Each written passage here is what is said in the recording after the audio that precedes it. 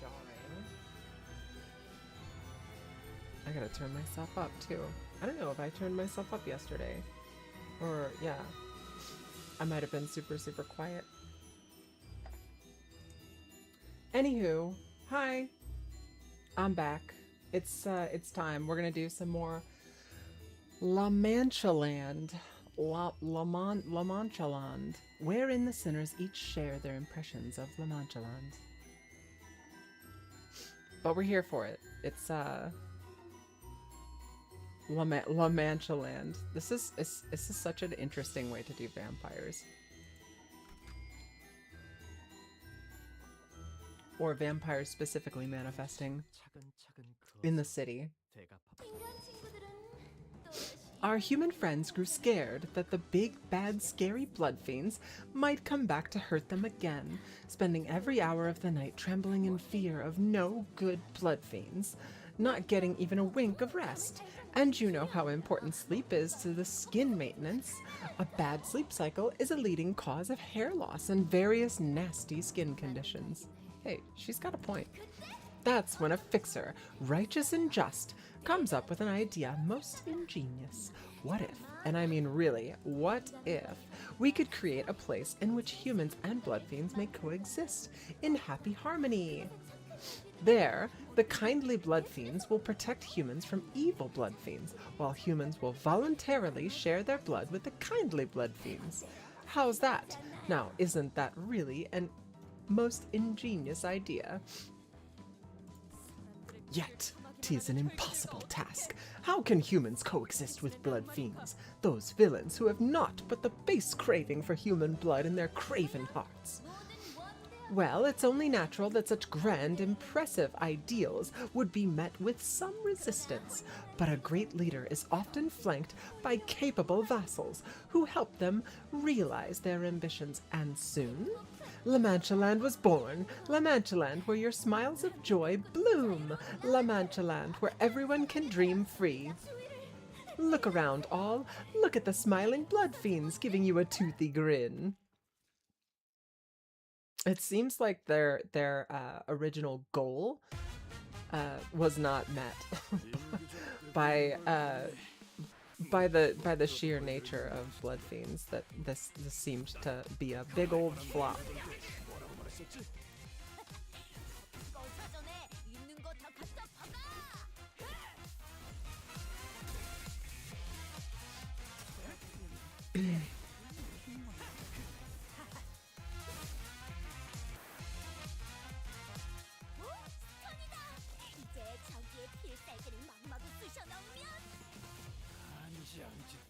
그건 1대1 게임이나 그런 거고.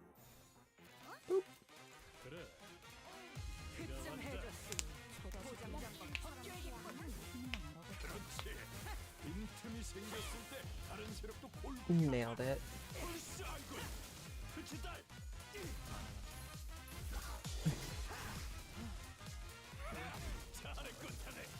This team is so goofy fun. I like. I keep coming back to it. The combat in this game was boring as fuck to me until I got this team. Because even though it still essentially trivializes the combat before this was just no count. No count. No, it's no good. No talk. If I talk, I'm big trouble.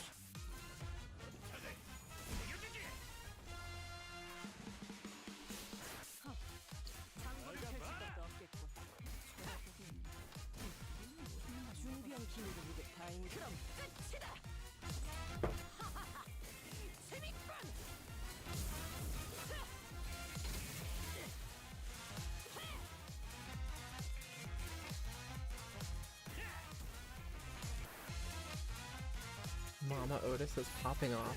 This is turn 2 and she's already gotten rid of her second seal. That's unusual, I think.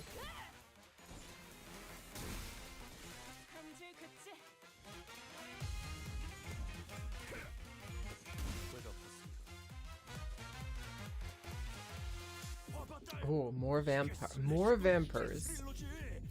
maybe if I, and this is a fresh set, maybe if I do this, is this one, watch your back or complete, complete and total extermination is very likely to just kind of end this. So we're gonna do watch your back because I want to see Otis pop off Levitine in turn 3. That would be a first. I've literally never seen her pop off Levitine in turn 3. So if we can get that to happen, I think that would be pretty dope.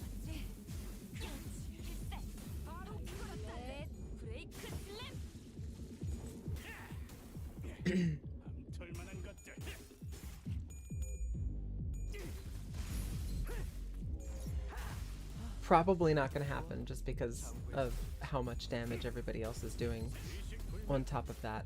And if the same person was going to hit Otis twice, then she's already killed him. Yeah, she already killed him. Alright, so that means that I could do that to get the ball rolling. Because I think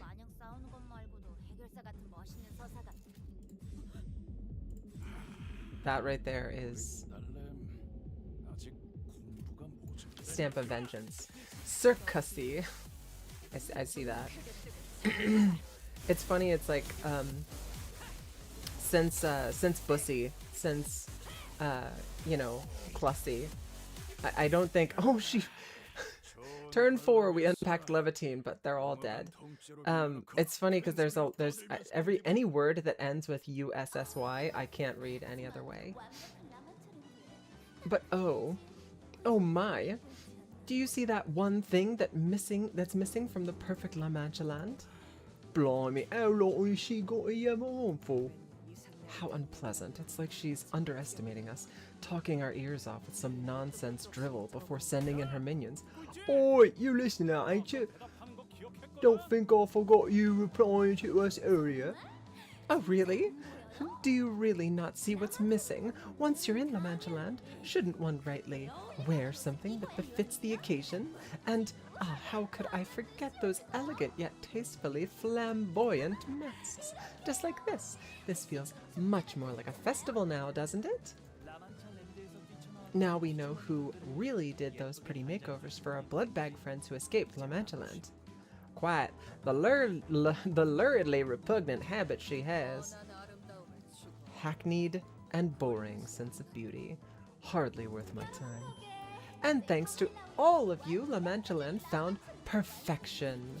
With this quarrel quelled, blood fiends and humans can now live together in harmony, living in everlasting festivities. The final tally of the bad, evil blood fiends our kindly adventurer has slain is...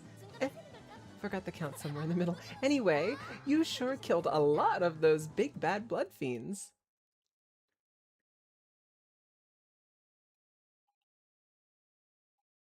Well, they get weaker the further down the line you get, right? So... in which are discussed the deeds of the fixer whom Don Quixote had believed to be a friend. Don Quixote believes everybody's their friend until they actually kill her, and then she thinks that they respect her. Tell us your name, O brave adventurer.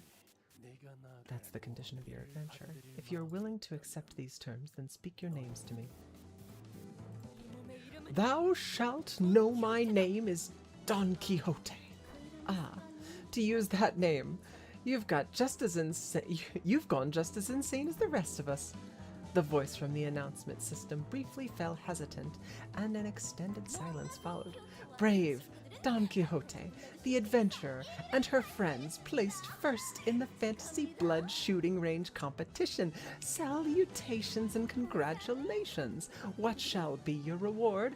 Drumroll, please, everyone. Ta-da! Here's a button that opens the path to the finest attraction of all time in La Manchaland.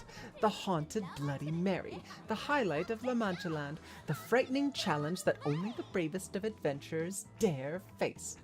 So this is the device that leads us to our next destination, huh? This seems a tad too easy, don't it? Just like that, and they even bring a button for you. According to the info I bought, though, there's only 25% chance of surviving through the first area. The odds aren't great, but they're not terrible either. What really matters, though, is that we made it through. The button's right there. You bought the info? What's that supposed to mean? Are you saying that there were more testimonies from survivors than what we heard earlier at the briefing? Wow, you guys really are new to this business, huh? Do you really think that fixers who managed to survive La Manchaland would just fork over precious intel to the Han Association? No, of course not. They sell important intel like that just a few people who's got the cash and the interest. They also told me that to activate the device in Area 1, we have to kill all the blood fiends in that attraction and place first in the leaderboard. And you neglected to tell us this why? Well, I just thought we needed some time to build trust between us before I start sharing things. I get it. I bet that intel wasn't cheap to come by. Yeah, totally. Phew. Has our mission ever gone this smoothly before? It's true. Things are going like uncomfortably smoothly. Would you let a vampire suck your blood during passionate moments? I'm actually a huge fan of this question because it's one of those big ones, right? Like True Blood. If you've ever watched True Blood, I love that I don't want to say it's a good show. I don't think it's a good show, but I really, really enjoyed it anyway because I like vampire lore and stuff. And one of the things that they do inside that show is they have symbiotic relationships between humans and vampires. And in some cases, the humans will have, a relationship with the vampires and willingly, like, donate blood, essentially, to the vampire. But, yes, of course, I would. If the person was my partner, or if, I felt as though it was a safe thing to do. But it depends on it depends on what kind of vampires we're talking about. Blood fiends? I don't think so. Now these are like monster vampires. Dresden Files does vampirism really interesting. They do the red court, the black court, and the white court of vampires are the prime ones. There are other courts, but those are like the main courts. And the red court of vampires are literally like monsters that are just hiding inside of a flesh mask. And their saliva is like heroin. No, I would say like a big fat no to them, because they would just eat you. They would just like consume you, like a blood bag. But yeah, it depends on what flavor of vampire you're talking about. But yeah, true blood scenario for sure. But really, really, really depends. Big asterisk there. So we press the button and our job's done here. It's definitely suspicious how easy this was, but what can we do? Not to press it? If we're being optimistic, at least we should be able to get out of Area 1 now and join the others. Consider that information regarding blood fiends and blood bags is rare to come by for the public. Had someone unfamiliar with the particulars of battling blood bags participated in this competition, it may have been difficult to place first in the leaderboard. That's also true, I suppose. Hey, what other information are you withholding from us? Spit it out. What more trust do you need? Otis shoved Hugo, practically threatening him with her odd emphasis on the word trust. That's, they say that there are 3 blood fiends here that we gotta avoid at all costs. Fixers call them the Overseer blood fiends. If you want a better chance of survival, avoid them, or so they say. There's one in each area, but hey, at least it didn't say anywhere in the terms and conditions of the contract that we had to kill them, too. They don't have anything to do with eradicating La Manchaland, after all. Probably. Blood. The point is, we should try to steer clear of those monsters. Let's just hit that button and book it. I cannot well bring myself to do such a thing, oh fixer. You can't? The innocent visitors to this terrible place suffer still, do they not? Thus, the only path of righteousness that remains before us is to defeat all 3 blood fiends, those beasts who watch over this slaughterhouse, and have them pay for their crimes. Holy smokes, aren't you guys gonna try to talk her out of this insanity? She's your friend, isn't she? But we already would have tried if we thought there was a snowball's chance in hell of convincing her. Hark! Show thyself, thou wicked blood fiend! I, Don Quixote, shall vanquish thee. So is there anything you can tell us about what these 3 blood fiends look like? That intel cost me 2 mil. They wear the gaudiest masks. Hey, I fought her before. How fun. This is the most fun I've had all week. Apparently their masks stand out for being extremely gaudy. They must have a pretty gaudy smell of blood as well. Which one of you is Don Quixote, friends? My eyesight ain't like it used to be. And there she is. I asked which one of you is Don Quixote. Who came first place in this attraction of mine? Hello. Her mask. Just answer my question and I'll let the rest of you press the button and head on over to the next area. As long as you tell me which one of you is Don Quixote. Tis. She's right here. Hugo shouted from the top of his lungs just as Don Quixote began to speak. The speed in which he called out her name was in striking contrast with his previous slow, reluctant attitude. Well, can I press the button now? Fixers who activate a device get a 1.5 times the rate when calculating eradication reward. Huh. Try pressing the button now. Ryoshu swung her absurdly sharp scabbard, chopping off his wrists at blinding speed. Ah! Young Ryoshu, whatever hast thou done to put thy steel against the flesh of a compatriot? Never accepted that idiot as my compatriot. Don Quixote, he was trying to sell you out. Verily, yet... I smelled treachery the moment I saw him. I waited, curious if he would demonstrate even an ounce of creativity when pulling off the act. But this is tired, meek, and cliched. Can't stand the lack of originality. So you would have just let him do his thing if it was interesting?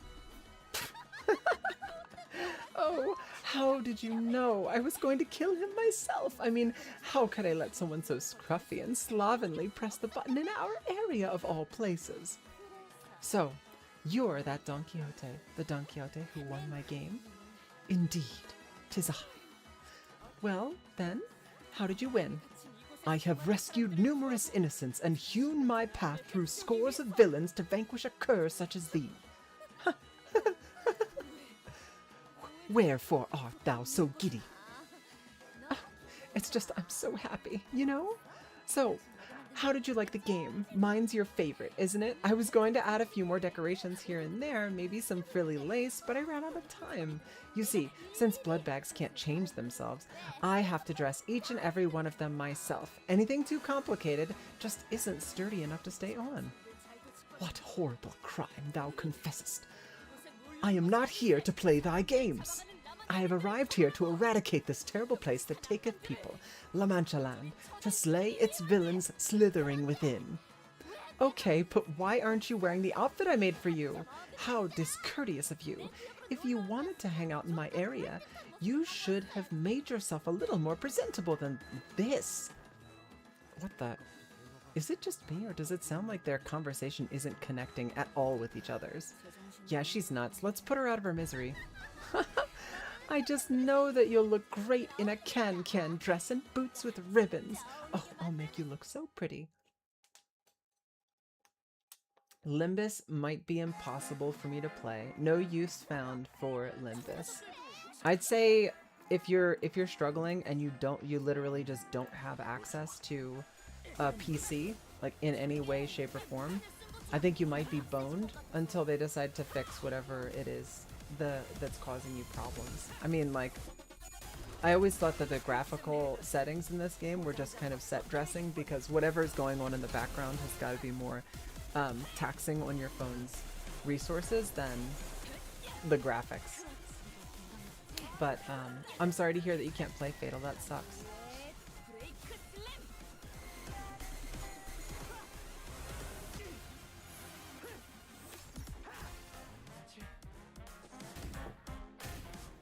Classic. It's like Limbus, or god damn it, Lobotomy Corporation, just completely and totally held together with, it's like code made out of what is this? The spaghetti code, code made out of rubber bands and string.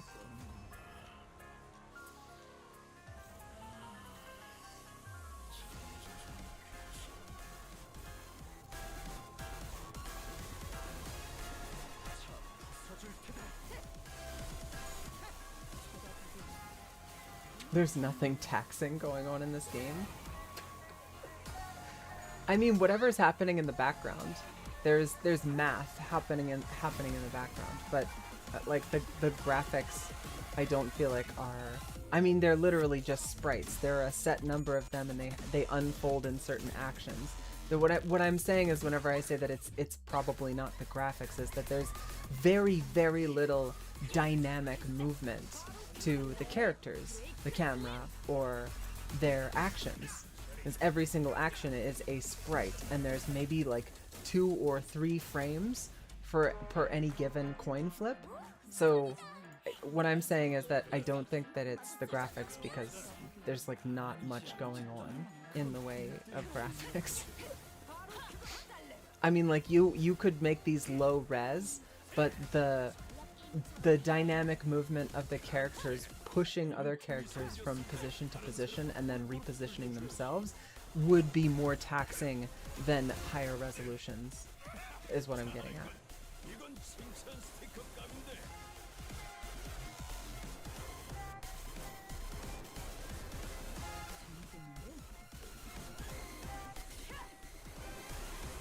But phone games is phone games. I don't know, like, I guess, like, I'm, to a certain extent, I'm lucky that my phone can run it, and that my phone's battery can survive for a full 24 hours of me, like, watching YouTube videos and also, like, actively using my phone. But, yeah, I feel like I probably wouldn't, I wouldn't game on my phone if, phone game crashes on phones. I don't know what to tell you, man.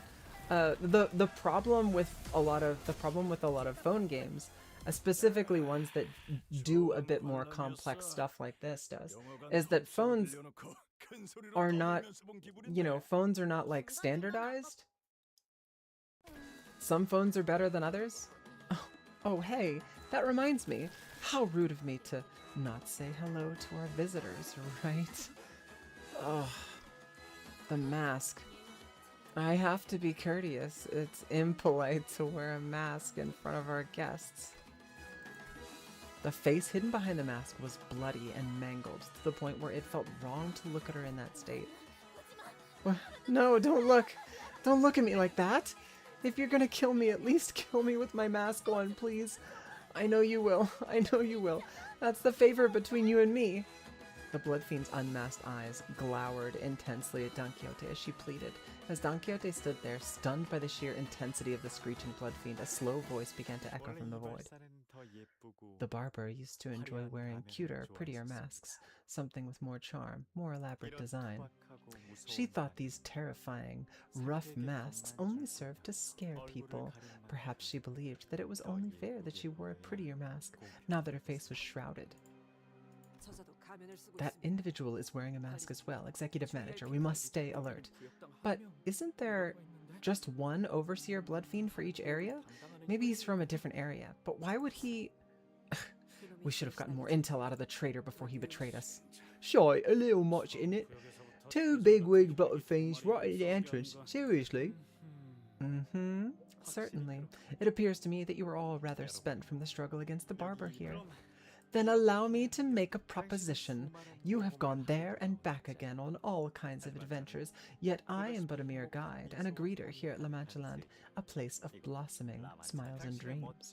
So I will gladly open the pathway for you, should you promise to tell me all about your wonderful adventures, so that you may find the prize you seek, so that you may not lose your way in this time. What? However, if that is not what you seek, that, well, why else would you be slaughtering scores of blood fiends here now? The masked blood fiend in blue, who suddenly appeared here, was clearly speaking to Don Quixote, and only Don Quixote. Forsooth, many a great adventure have I undertaken, so many that to recount them all would parch my throat before the tale's end. Yet thy trickery shan't fool me. While the treasure is of great worth, my true purpose here is to vanquish wicked blood fiends such as thee. I, Don Quixote, shan't compromise with villains. I had a feeling you would say that, but that won't do. You have to share it with everyone, the most wondrous adventures of yours. Did I notice that she had a story debuff? I had no idea that she had a story debuff. What? The masked blood fiend raised his staff and Don Quixote's mouth shuts as though a supernatural power was forcing its will on her movements. In that bizarre silence, her eyes shimmer quietly.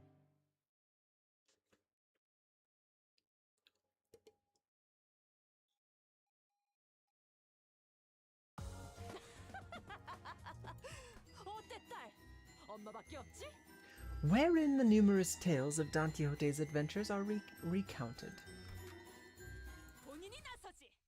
I feel like this, all of the, I want to read, whenever I get to the end of this canto, I want to go through and read all of the titles of the levels and see what it, like what kind of a tale it tells. It seems like it's actually like part of a greater whole.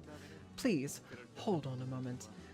Can't have a good tale without proper backdrop and some music to set the mood, hmm? With a quick flick of his staff, the magician rapidly shifts and warps everything around us, in which are recounted the most wondrous adventures of Don Quixote. What the hell? Golden Bow Resonance. Recall the days of adventure you once lived. Indeed, I have faced countless perils and enemies in my tales of adventures. Then how about we share a few select adventures you found particularly memorable? Let everyone see your grand exploits in plain sight. Oh, how about this tale then? Let's call it The Hallowed Adventures of Don Quixote and the Night of the White Moon. Ta-da! The Night of the White Moon? Is that who you really are? Of course not. I must apologize for my delayed introduction. My name is Sansol, and I will be your guide on your visit here at Manchaland. The Night of the White Moon is nothing more than a role I play. The Night of the White Moon. How do I look? Close enough, would you say? You seem quite peeved that such a role would go to someone such as myself. Well then, we have another actor present here to play this character. A little green, a little incomplete, but still with the sign of great potential. I give this role of the Night of the White Moon to you. Very cute. Me? Sinclair held his forehead for a moment, then looked at his changed appearance in confusion, but that did not last. Even Sinclair's gotten quiet, like something's controlling his mind. It appears that they have become like actors on a stage. As long as that individual is talking, they cannot break character. Whoa, is this safe? The pair sought a certain river, the tales of which have been told only through legends. Only the Night of the White Moon knew the path to finding it. Don Quixote was merely going as directed by the knight. Oh, excuse me, the trio. Can't forget their dear Rocinante. Each had a very distinct sound of footsteps as well. The knight, an experienced yet relaxed gait. Rocinante, a stoic yet powerful stride. And you, stumbling hither and thither. It is a deep, deep place where no one dares to tread, the deepest part of the city, once challenged by countless adventurers, knights, and fixers.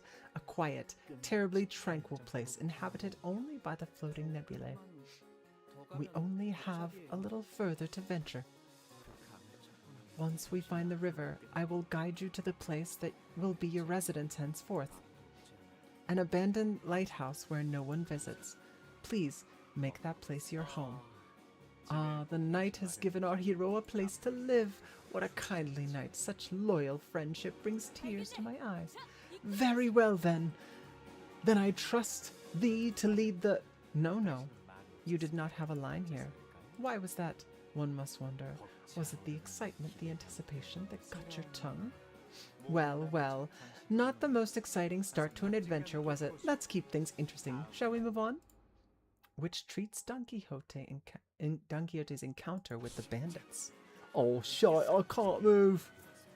There is no observable method by which we may escape the flows of this stage play. If we don't have a choice in the matter, then let's at least pay attention to it. Thinking back, we've never actually given much attention to Don Quixote's stories before. We consider them to be too ridiculous, too tiring to listen to. I could think of 1,000 different excuses we came up with to avoid having to listen to her stories. Let's pay attention to Don Quixote's story for once, her story we never knew. In this tale, we look at but one of many adventures of Don Quixote. Through the journey, the great adventurer Don Quixote visited many villages. And eventually, the adventurer arrived at the village of shepherds. A village of shepherds indeed. Upon my arrival, I could see plainly that the village was routinely terrorized by a band of highwaymen and raiders. Verily, I could see the palpable fear worn on the faces of the villagers. Thus, I inquired one of them to learn of what plagued them so. Oh my, you must be the brave and famous adventurer Don Quixote. Please deliver us from pain, my lord. Alack for woe, the wicked caitiffs, the bandits fell upon thy village. I, Don Quixote, shan't let pass this plain villainy and bullying unanswered. Worry thee not, for I promise thee on all that is I, that I shall rout the no-good bandits from thy village. But there's too many for you to defeat all on your own, dear adventurer. Do not let such fear plague thy mind, for there are no adventures in which I, Don Quixote, have not prevailed. Wouldst thou not agree? Hold on a minute. Something feels off, doesn't it? Oh, aught doth? Who might you be talking to? The Knight of the White Moon, or your brave steed, Rocinante? Well, plainly, it must be Rocinante. Many adventurers have I braved alongside Rocinante, a friend and compatriot, whom I shan't trade for anything in the world. Wouldst thou not agree, dear Rocinante? Yes, your worship, Don Quixote. Greg, did you just turn into a horse? Now, let's try to focus on this adventure, shall we? Otherwise, Don Quixote, as brave an adventurer this hero may be, cannot fend off this whole horde of bandits all alone. Indeed, there were too many of them. 'Twas a battle most difficult, just as the villagers had feared. Will this plan succeed, your worship? What better plan dost thou suggest, dear Rocinante? Oh, well, I don't have a plan or anything. I don't know as much about the ways of adventuring as you, Don Quixote. I shall stand as myself, that is manifestly myself, Rocinante. That is to say, that I stand without fear. Still, can't you see that we are terribly outnumbered? Know that to back down is not to flee, that one must know when to stop their stride when danger outpaces hope. Shame it seems that Rocinante was not as brave as Don Quixote, and not very compliant for a horse or a pair of running shoes. Fie on thee, Rocinante, hold thy tongue. In all the years I have lived in places I have visited, I am yet to know a pair of running shoes as rebellious as thee. Hast thou not espied enough of my courage to fight them? Then I, Don Quixote, shall prove it to thee this instant, Rocinante.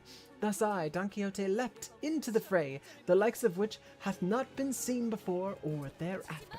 Flee not, ye devious caitiffs. Shouting so, I stabbed and stabbed and stabbed with all my strength behind the lance. Goofy ass shit. I'm so here for it. Alright, let's see. Debuff. Do we have... Is it under passives? Sanity?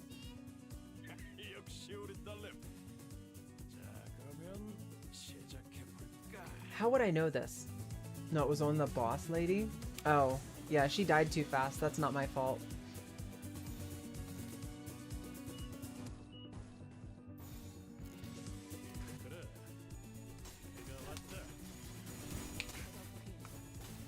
Generally speaking, Project Moon games require people to read, and to read in order to progress. However, since I unlocked this squad of, you know, absolute badassing badasses, I have not needed to read anything.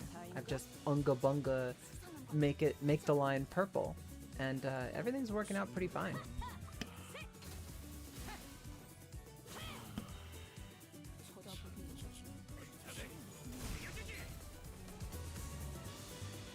Fie, yet I long for a day wherein an enemy so bold appears as to which to consider me a reader of stats or something like that.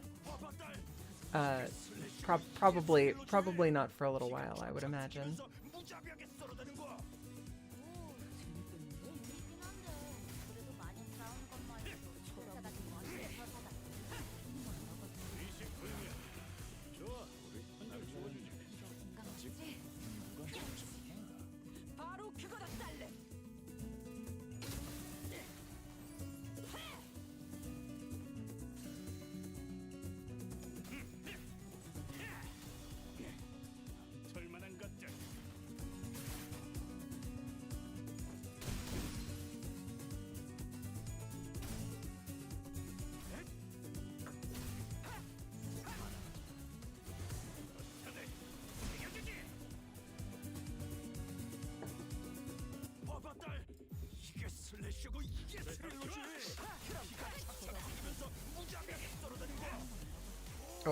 complete and total extermination time. That guy's dead. For sure.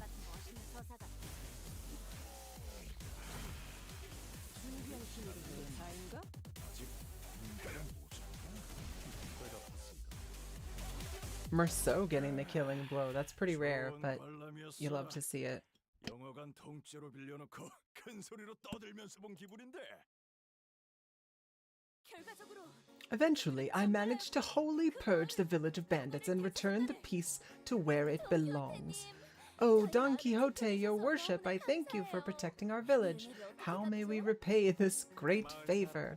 The villagers spoke of their reward for this brave adventurer. Of course they did. Expecting a reward for a job well done was a most natural thing indeed. After all, who would do such difficult work for no pay? No need, my good lady, there is no need at all. I have merely done my duty as a righteous fixer. Oh my, for truth? You helped us for free, without expecting any compensation? Forsooth, for that is the duty of a fixer. Ah, yet, if thou truly wishest to help, then I do have aught to ask thee. Of course, anything for you, brave adventurer. That is, 'tis not of any import, of course, 'tis, Huh? But, how could we repay you? We don't have much money. Your running shoes look like they could fetch a nice price. Fie on thee, doth not dole out justice based on promise of capital. Still, if thou truly wishest to help, then... This memory, was that Don Quixote? Ah, can't have dead silence on the stage. Let's keep things moving and head on to the next tale, shall we?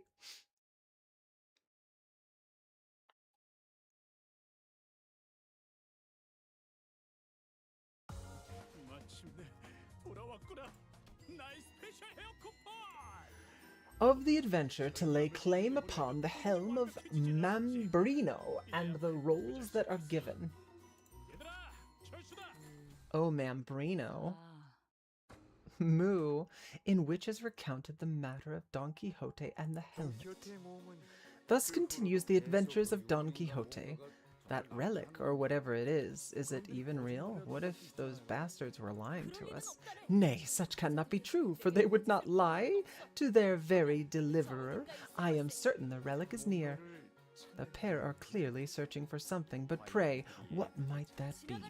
I beseech thee, fellow traveler of the road, dost thou know aught about the local tale of a noble and knightly helm of the absolutely and incandescently resplendent Mambrino? If you're looking for that absolute whatever helmet, you might want to go up that hill over yonder, walk along the trail all the way into the cave, and keep going deeper till you find the helm. At least that's what folks out here say, my lord. Very well, then I shall march to that cave post-haste. Thus Rocinante and I journeyed to the cave in search of that legendary helm. 'Twasn't easy, forsooth. One of the trials that which dared to stand in our path was a big, scary bear. Behold, dear Rocinante, that creature there must be the man-eating bear, the tales of which we have heard so much of.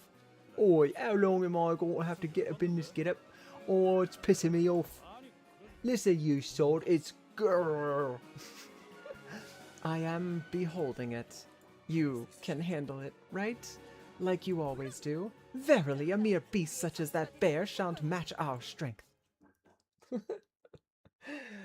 I love the Heathcliff as the bear. Adorable.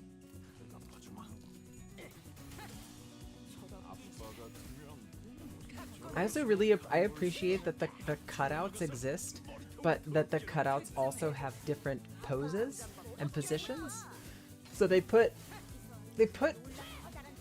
more effort into cardboard like cutout characters than you would have expected. Check the bear descriptions. I shall check the bear's descriptions.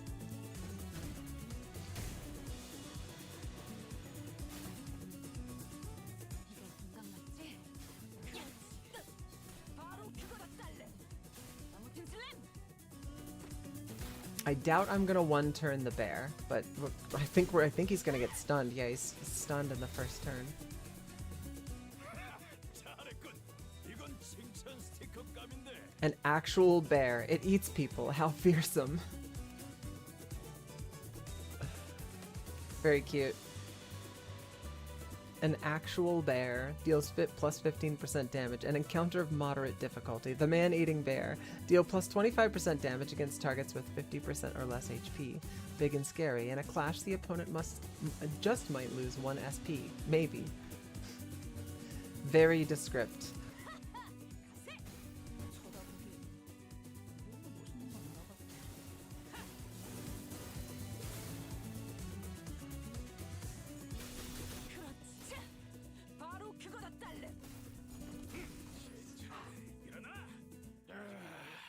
좋은 관람이었어. Thus we vanquished the bear and claimed the fabled helm of Mambrino ours. Really, a bear?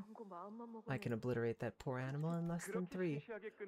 Oh please, where's the fun in that? We shall battle this fell beast like from the books. Helm? Do you think these stories are actual adventures of Don Quixote? Miss Don Quixote, not once have we truly given you chance to regale us with your tales of adventure. She usually only talked about adventures of other fixers, or she would persistently nag us about our own adventures. I'm not sure. Let's keep listening.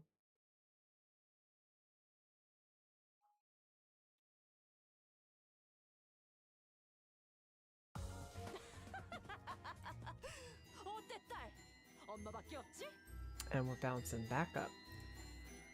Of the very nice discussion that was had between the manager and the magician. Just a nice little conversation. What just happened? I just started saying the lines like I've known them by heart. Yeah, it's like we were almost hypnotized by something and it felt so real as though we were really there. I know this sounds absurd, but I clearly remember transforming into a horse, then a pair of running shoes somehow, but I was still myself up here. Strange.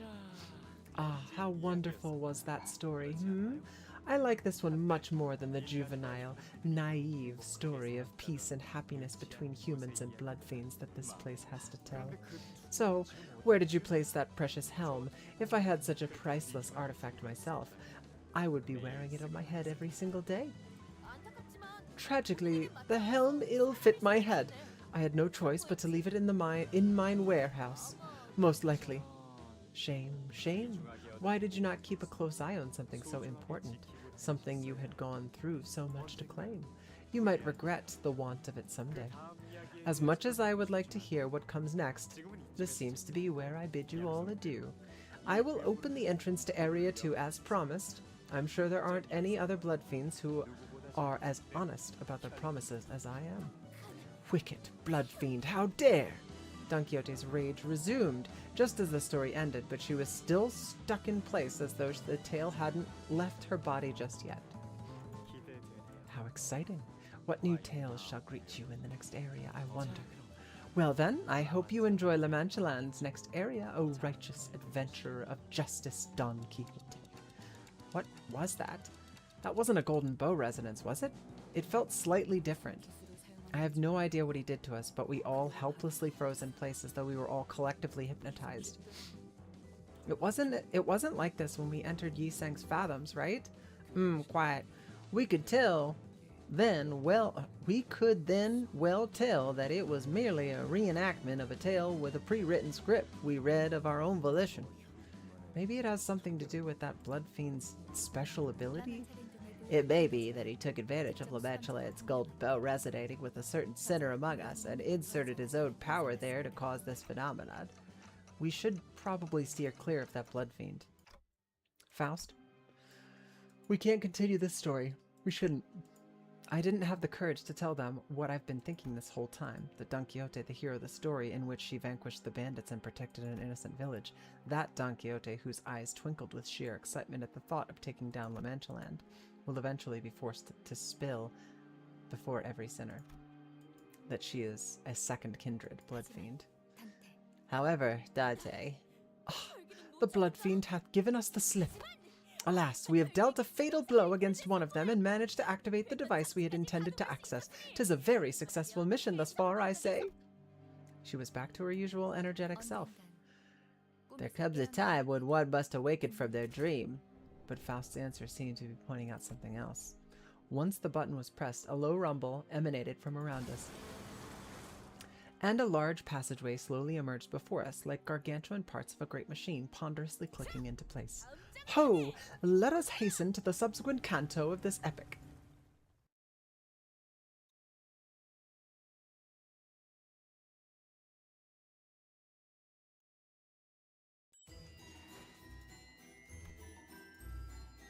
Wherein the sinners each share their impressions of the haunted mansion. Nay, tease me not, jest me not as though my venture is one for fools. I have already explained that you do not know of true adventure. We shall soon walk a path of suffering, its intensity unprecedented and monumental. Do you not see the grand gate of adventure risen, unlatched before us? Thus, silence your prattling and resume the preparations. Let us leave post-haste. This is quite odd, however. Since when was Rocinante given the gift of speech? While we had our reservations, we took the path Cezanne opened for us that made it to the next area. I'm worried about Jishun and the other fixers. They were assigned to Area 2, right? I hope they're alright. Jishun will be okay, I'm sure. Oh, that reminds me, I have a funny family in-joke to share. Oh, let's hear it. It goes like this. Any of our siblings who manage to survive on their own up to the age of 13 in our household will probably be A-okay, even if they were to be tossed out in the middle of the outskirts. Hee hee. Okay, we should hurry. I bet Area 2 is just as bad, if not worse than Area 1.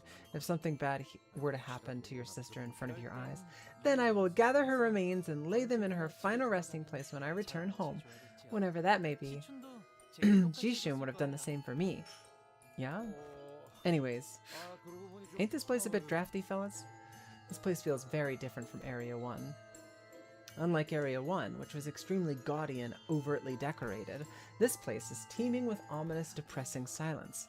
Yeah, this place is... how should I put it? It's eerily quiet, almost spooky even. Welp, I hope this is the good kind of quiet.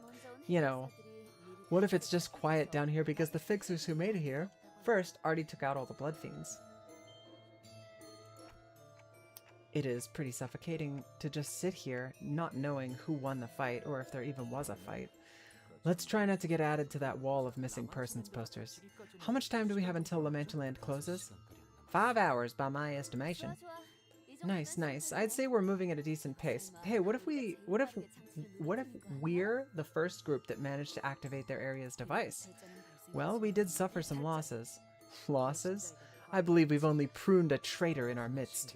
Yet aught sits ill at the back of my mind still. It was not as though we passed the first area by our own will and effort. It was a command of a man in his magician's outfit, by which we were made to pass through. Well, he was a pretty weird blood fiend. Right, and I couldn't quite tell what it was, but there was something familiar about him. Something familiar? I guess he did seem kind of familiar. Similar to Ryoshu in an artsy-fartsy way. Ryoshu quietly let out a cloud of smoke. It briefly lingered midair before turning into a bizarre shape. That's cute. Is that a cat-shaped plume? Oh, it's you, weeping and sniffling. An expression of the consequences, should you mistranslate me in the future. Oh, huh, this place is pretty neat. What is it? Look here, on the map. They have an infirmary. Guests injured on a ride, guests who need a moment to calm down, or any blood fiends who are in urgent need of blood. You can find help here. Huh, ain't that awfully nice of them. I love that, like, the first two predicate, like, the third. It's like, the first two lure humans into the area, and then the third one is blood fiends who need blood can just eat the humans that come to the infirmary. They said that Manchaland was intended to be where blood fiends and humans can peacefully, happily coexist. Maybe a long, long time ago, it really did work for a while, at least according to the descriptions on this map. Nonsense!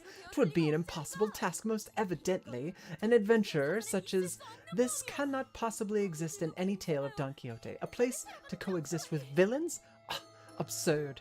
The This subject doth remind me of a case of Lord Siegfried had once resolved. A battle atop a bridge it was.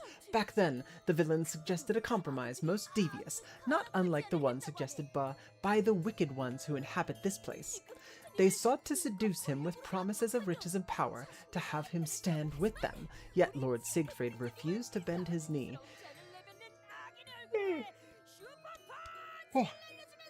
He answered their suggestion with a mighty socking against the villain's jaw. Oh, that 1 hour edit of the battle, wasn't it pretty obvious that it was staged? And declared thusly, thou shan't make a purchasable product of I, Siegfried, with thy contemptible money. And fired off his super special laser beam cannon at the villain. Zwah! Attention, men. A timely intervention from Otis put a stop to Don Quixote's story. There are remains of blood bags strewn about the close proximity of this attraction. It's called, let's see, Haunted Bloody Mary. Is this one of those haunted mansion attractions? Hey Sinclair, do you think these haunted mansions have actual... Stop right there. Hey, my parents took me to an amusement park too, okay? So don't think you can use this to tease me or scare me, like... It was a genuine question. I've never been to an amusement park, you know. I'm sorry. And don't you worry about it. So, do these places have actual ghosts or not? Oh, I'm fairly sure they have some pretty cheap-looking animatronics or mannequins at worst. As attractions of that category often admit guests of all ages, including children, they do not place real paranatural entities such as ghosts inside them. However, they often install various tools and visual effects to simulate fear responses in their guests. Yeah, these are usually family attractions. Where's your family? Your siblings? I never had anyone, not even on the day I was born. I've only known the cold, the loneliness. Then let me grant you the will to live. The family I shall grant you will forever be by your side. Come with me. Ooh. Vampire's gonna vampire.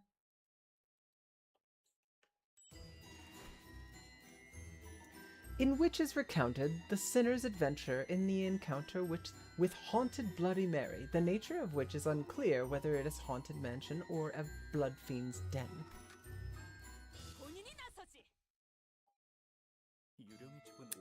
It's been so long since I visited one of these haunted mansions. The last time I was at a place like this, I thought when the next time came, I'd be here with my family again, not all on my own like this. All on your own? Come on, kiddo, you're here with your coworkers. Oh, co-workers who are kind like a family, innit? Enough chit-chat, everyone. Direct your attention to the floor. There's something there. Yes, there are numerous signs of battle, just as expected. A stench. This miasma of rot fills my lungs. It has been some time since the battle took place. Nobody here appears to be a fixer who participated in our ongoing mission. Or maybe they've all been turned into blood bags and are shambling through the haunted mansion, but it's probably better to not share that kind of thought here. There's blood everywhere. I welcome you all with all my heart, dear guests, to Haunted Bloody Mary. The portrait from which the voice was echoing was torn in half. From what we could deduce from the remaining part of the portrait, it was likely a depiction of the king of this castle, or at least that was the story it tried to convey. It's all torn up. It can be extrapolated from the torn patterns that it was intended to be displayed in its current tattered form. You find yourselves in the castle of an ancient, once prosperous kingdom that has long fallen to ruin. Now you must explore every corner of this derelict castle to unveil the true secrets of the old kingdom. Please note that there are several installations with the explicit purpose of inducing fear. If you have a heart condition or cannot handle horror very well, please reconsider partaking in this expedition. So he says. Well, verily, I have no such fear in my heart. Pah! Don't squeeze me so tightly, Don Quixote. Can't you let go of my arm, please? Sancho, your grace. If you have something you would like to tell me, please come closer and... I missed a line, you say?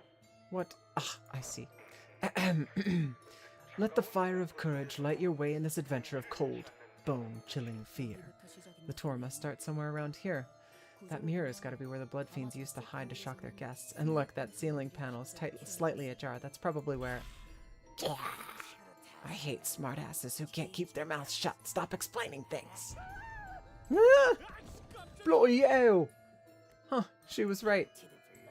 Don't you understand? The real fun of Haunted Bloody Mary is walking into a scare knowing that it's going to happen. Why can't you just be a good guest? Sorry, I'm just not that nice. We were just going to let you through, but she's really getting on my nerves.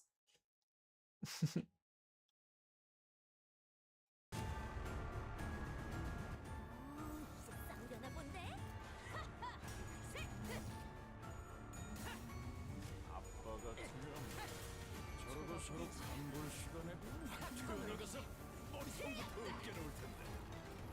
아빠, 그쯤 해줬으니 포장지 한번 벗겨야겠군. 용납 커다란 대검으로 동동 구멍부터 내야 한다. 잘했군. 이건 불사이군. 그치 딸.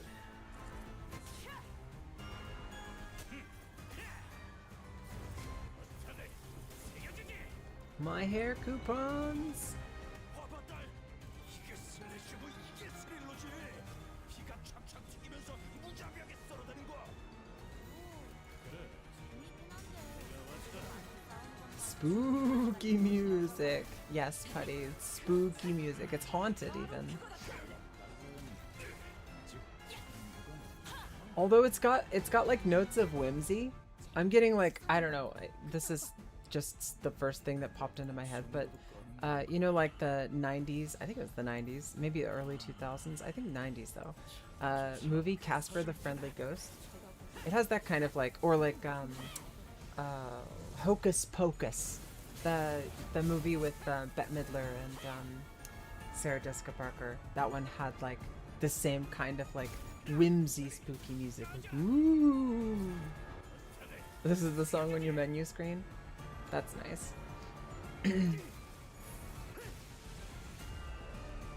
Yeah, this gives me like faux spooky vibes, like silly spooky vibes.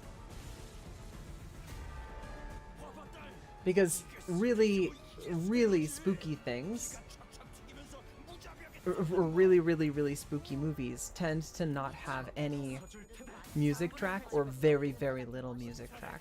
They'll have maybe a like a highlight notes that pop in, but like truly scary shit oftentimes doesn't have any music, or it has like ambient music in it where they'll be like having something will be on the radio, but it's not like intended to be spooky. It's, I don't know.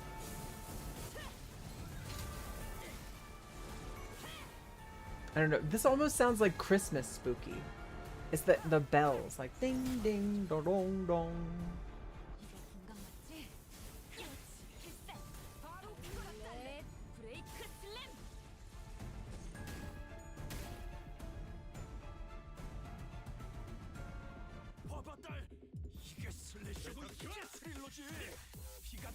There's spooky, and then there's spooky. Yeah, it's like Wild Hunt Heathcliff is spooky or edgy. Not edgy, but edgy.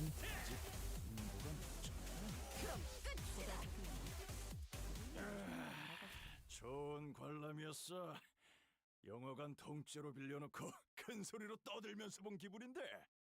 중간중간 아빠 목소리 때문에 못 본 것도 있긴 하지만 뭐 맨날 그러니까.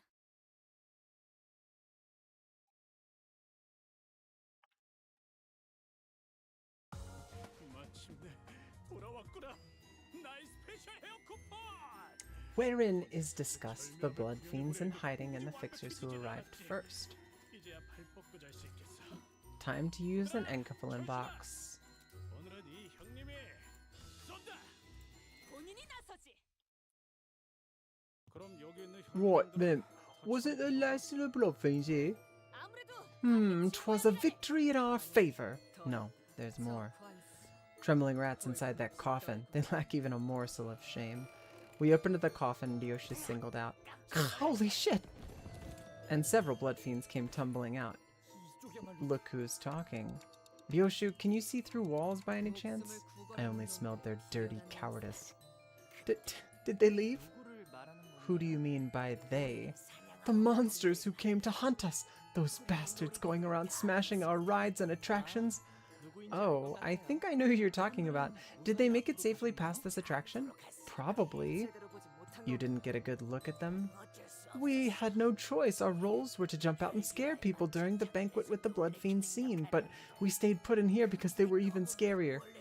The visitors used to scream and run when we'd jump out of these coffins. They really, really loved it. We even took pictures with them once they were done with the attraction. Hey guys, want to know something cool? We're running an event where we'll take a free commemorative picture with you for only 400 milliliters of blood. How's that? How's that? Don't you want to leave a picture of this? Don't you want to leave a picture of... Have a picture? Leave a picture of the spooky experience? 400 milliliters is nothing, right? It's just a little trickle of blood with no danger to your health. I even heard that you humans have to draw blood once in a while to renew your blood supply and keep things fresh and healthy. You all want to live long, healthy lives, don't you? I bet you do. Mate, you serious? No, I'm sorry. I won't drink your blood. Not even a drop. I didn't want to be a part of the plan anyway. I just wanted to get out of here. That reminds me, I wonder what happened to the one who managed to escape. I should have run away too when I had the chance. It is likely that he is referring to Cassidy. But would outside be any better? How will I live on? Hiding in sewers like rats, hiding from humans? I don't want that life, no. But this place is also just... So, we're cornered. There's nothing we can do. We have no options left. It's either die or live a life worse than dying. This accursed Manchaland.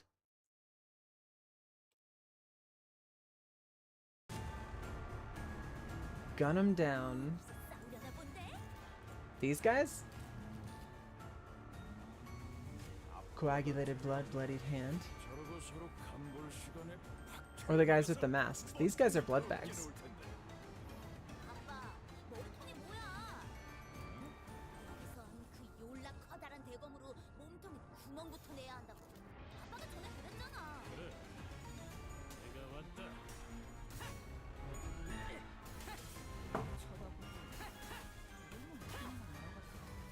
So Cassidy came from Manchaland, but he escaped and decided that he didn't want to go back. He wanted to try to create his own family. But when you're that low on the bloodline, creating a new family of blood fiends is like not... How should I say? How should I put it? Like... You're creating... you're creating weaker versions of yourself, and Cassidy wasn't that strong. So basically, if you try to branch out and start your own family, you're always going to be weaker than the blood fiends who are older than you. They played around with this a lot in True Blood, because it's very similar. The master, the one who's up the bloodstream from you, is significantly stronger and has like actual power over you. You can't disobey them. You have to, like, as your maker, I command you something or whatever. But like, I don't understand Cassidy's motivation aside from him just being like a petulant child and wanting to go out and do his own thing. Like, he did that shit without really having a plan, I guess is what I'm getting at.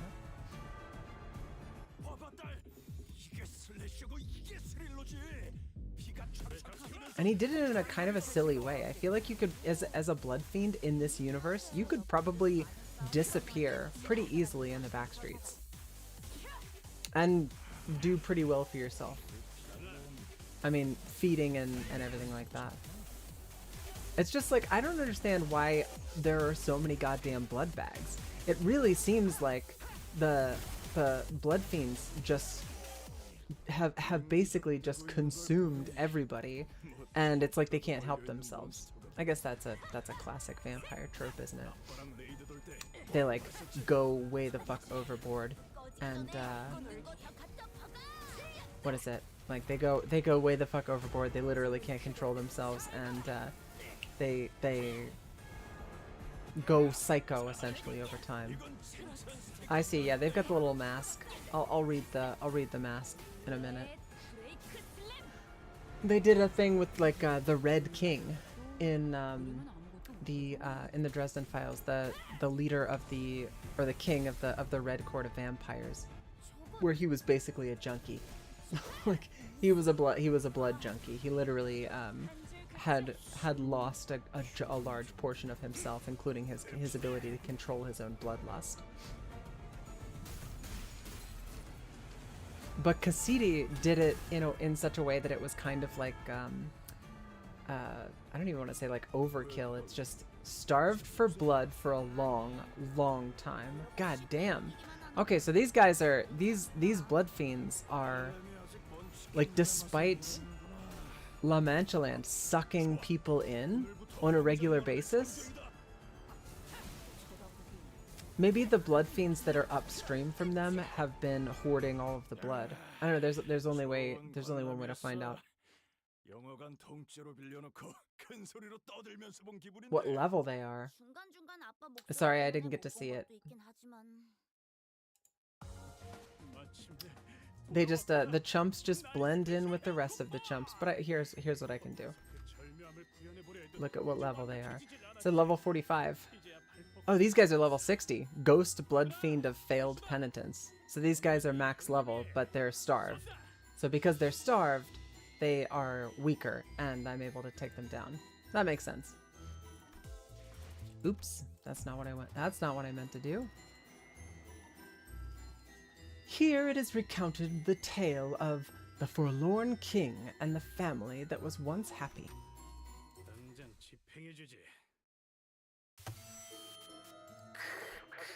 Congratulations, O brave adventurers. You've uncovered every secret of the kingdom. It's time to let you leave. Should you face such terrors in the world beyond, remember your bravery here and triumph over them as you have today. And now, please give a warm welcome to the blood fiends of the attraction, Haunted Bloody Mary. They'll be here for the spooky, scary photo shoot with blood fiends. And the narration just stops there. Huh. Well, we already took care of the blood fiends who were supposed to show up on cue, so yeah, makes sense. He would have G-U-H. He would have graced us himself, she says. What misfortune, every cue that may have shed light on the secrets of this tragic kingdom's history has all been pulverized by the guest who passed through before you. Did the voice just change? It wasn't the audio quality this time, right? 'Tis the voice of that Sansol. And our dear blood fiend actors who have put so much effort into giving you a good surprise have all disappeared as well. We have brought righteous judgment upon these evil wretches. Even the gentleman responsible for that narration? Well, perhaps in place of a photo shoot, we could slot in a brief explanation about the secrets of this kingdom. The voice beyond the speaker began with a hint of excitement, as though he'd been expecting this situation all along, or maybe he's expecting something to come of this. Long, long ago, a lonesome king resided within the towering walls of this great castle. Enduring so many years in such a desolate place wore him down. Lonely mornings, silent nights, the king's heart forever a hollow void. So this soul-crushing loneliness drove the king to yearn for a family. Desperately, oh so desperately. So the king began turning his wish into reality, forging a family of his own, blood-bound, to spend the rest of their lives together until the end of days. The king's love for his family was bottomless and generous. Soon, the cold, desolate castle became a cozy home, brimming with warm laughter. Yet perhaps, happiness simply isn't a thing that lasts. It was on one of those many happy days when a knight, hailing from a faraway kingdom, arrived at the gates of his castle. The knight was a traveler and a wanderer with hundreds of adventures and thousands of tales to tell, collected from hither and thither, and yonder beyond, the world outside the castle. The king, who had spent his entire life never setting so much as a foot outside the castle, requested that the knight recount tales of those adventures to him. The knight, at want of any reason to refuse his request, said as such, "O honored king, verily I shall regale thee with tales of the worlds I have visited, the adventures I've undertaken." Soon, something new, something different began to fill the castle. Tales of thrilling adventures. Some days they would talk of a long voyage at sea, of heroes braving the relentless waves. Some days they would whisper the heartbreaking tragic tale of lovers. Some days they would sing of a hero's perilous encounter with an unyielding monster, and it kept going and going and going, as though the end was an idea alien to them. As the king spent days upon days without sleep or rest, lost in the tales of adventures, he soon came to a grave realization that his family of blood, this confined happiness locked within the castle, cannot fill that void in his heart. So the king began to fill that emptiness with tales of adventures the knight regaled him with, and his infinite love for his family started to grow in a different direction, toward adventure, toward the night, and toward the world outside the periphery of his castle. The family thought it wouldn't last.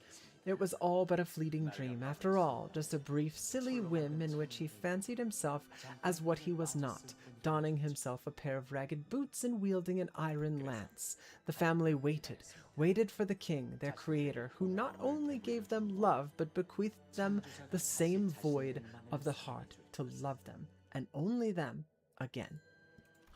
Yet, for all their waiting, what came thereafter from the king's mouth was bitter to their ears. "Let us bring down the walls of this castle. Let us make friends with those outside," declared the king. The family was afraid. To bring down the castle meant that their comfortable, familiar, and eternal home and nest was to be no more. But the family loved the lonely king and his will enough to help him demolish his own castle. So the deed was done, spades in their hands. Yet those who lived outside the castle were far too different from those who lived within. The king's family had to give up so many things: happiness, joy, ecstasy, pleasure, hope, anticipation. They had to give them all up, because otherwise they could not become friends with those outside the castle. So the king outlawed happiness from his family, because he believed that they could be happy merely by watching the happiness of others, who, though of those who lived outside the castle, blossom. The happiness was something that could be shared, believing that their happiness could be our own in time. All of our pursuits of happiness were deigned a sin. So I ask, why must we repent for our happiness? There were so many mentions of family. What do you suppose he's trying to say? A load of shit, that's what. How interesting. I wonder if that family ever had real happiness to begin with. While everyone else found themselves rendered speechless by his gloomy tale, Honglu did not hesitate to share his thoughts, as though it was just another light-hearted tale. "Ah, look, I see the exit sign over there. Looks like this is where the attraction ends." Yeah, it says something under there. There was a sign on the wall with instructions written in bloodied letters. All blood fiends must attend at least one weekly consultation session with the priest. Consultation session? Consultation sessions? Consultations of what kind? And on which subject, one must wonder. Anything, I guess. Or maybe it's like a confession? Huh, I know it's clearly not true anymore, but Manchaland must have put in a lot of effort back in the day. Indeed, perhaps they once dreamed of coexistence. Nay, nothing but wicked trickery all.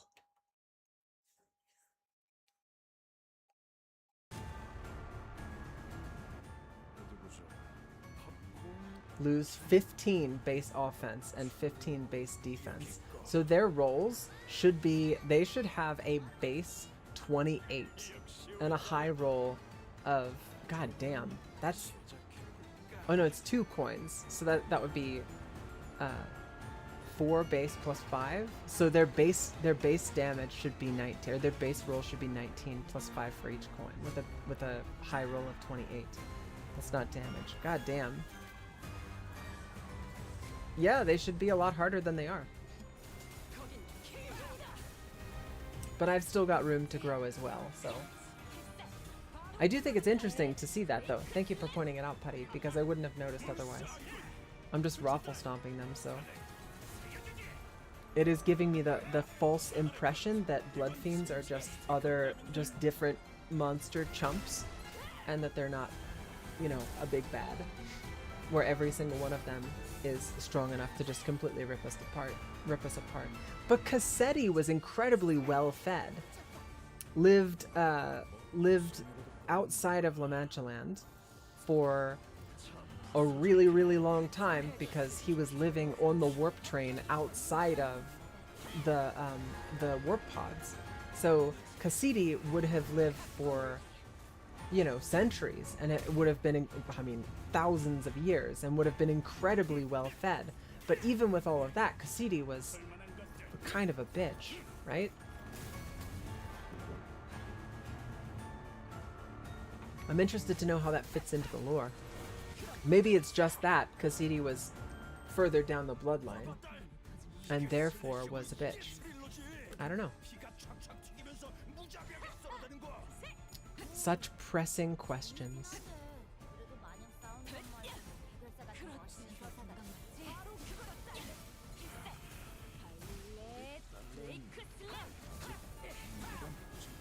I will check the barber putty after I get out of this so that I can see what her deal is. Because it would be interesting to see if she was equally as starving as the other vampires are. Cassidy was still stretching a small amount of lives for centuries.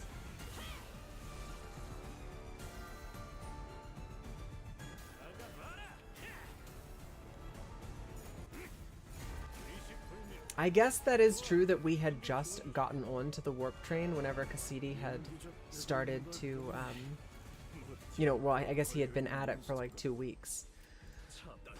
And he did multiple train rides. But I don't know. I feel like if you're a vampire and you're going into hibernation, say you've consumed a large number of bodies, you've turned a ton of people into blood fiends, and they as blood fiends are basically permanently sustained. You know, because the warp train technology makes it so that even if you kill yourself, you just like, you'll bleed out, but a thread constantly attaches you to the rest of you, so you don't ever actually die. I know that the blood is consumed, and it's not like digestion, but it's like an essence thievery essentially. So I get all of that. I guess I'm trying to understand, like, if these guys are able to live for as long as they have without feeding at all, essentially, I wonder how. Yeah, I just wonder how Cassidy, who was able to feed, couldn't he have gone into hibernation or something like that? That bit doesn't really make a ton of sense to me.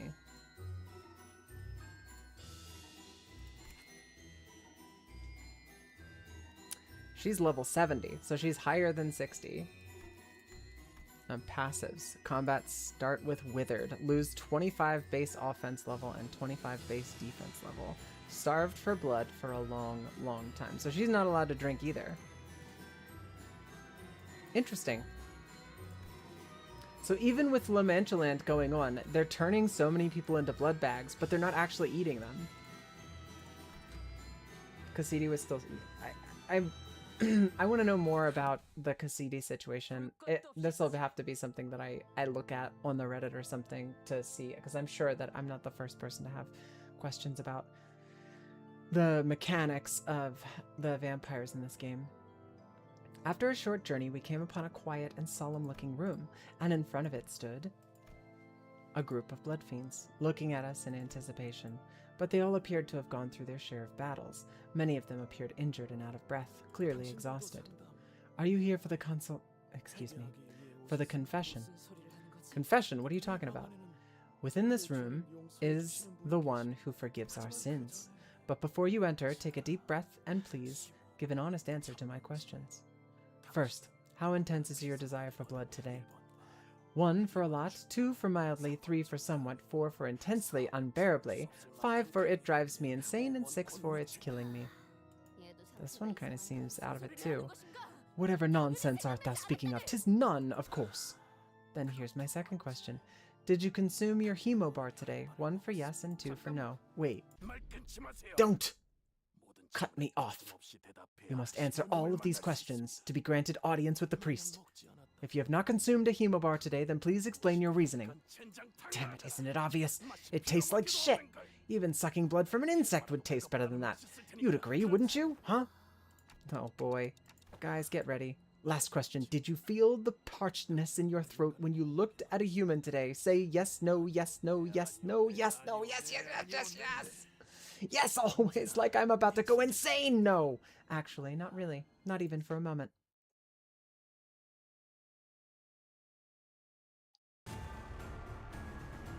These guys are all going quite insane with bloodlust. Although, it is interesting to me that even with that, they're just mentally going insane. They're withered, so they're weaker than they should be. But how does that work, right? Because they're, how should I put it? Like, vampires in a lot of different lore, if they don't consume, they lose power, and in some cases, they die. So how does it work here? Are they like, they're not dying, obviously, they're living for centuries without having blood, but they're having these hemo bars, which I guess is like a supplement. It's like True Blood in True Blood. They don't need blood to live, just to stay sane.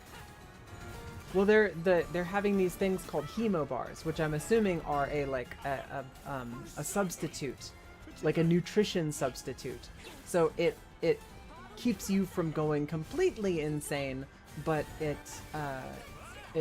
doesn't, how should I say it? Like, it doesn't help you keep your strength up.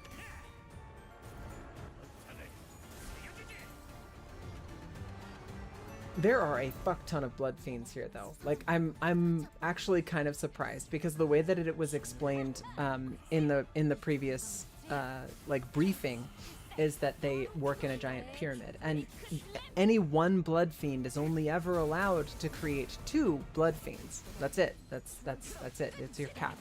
So this is a lot of fucking blood fiends, my dude.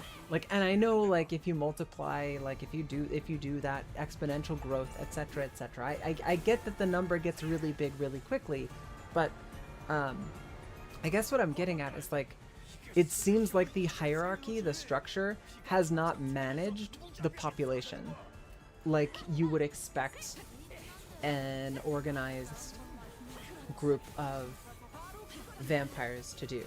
You know, where's the vampire government? where's the vampire aristocracy that says, like, whoa, now you don't get to have any kids.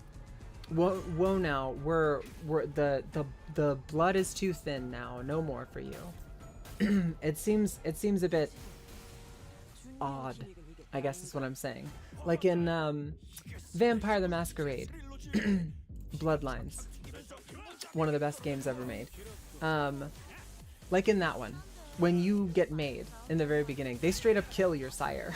they just kill them because they turned you and they didn't have a license. I feel like this is way too many blood fiends for it to make any sense within a hierarchy or a structure, right? Like, this is a lot of mouths to feed. It's unsustainable. So I guess we're gonna have to get down to, like, what a hemo bar is, how it works, and how they're produced. Maybe it's like just incredibly diluted blood, where it's just barely enough blood to keep you alive, but it's not enough blood to keep you sane.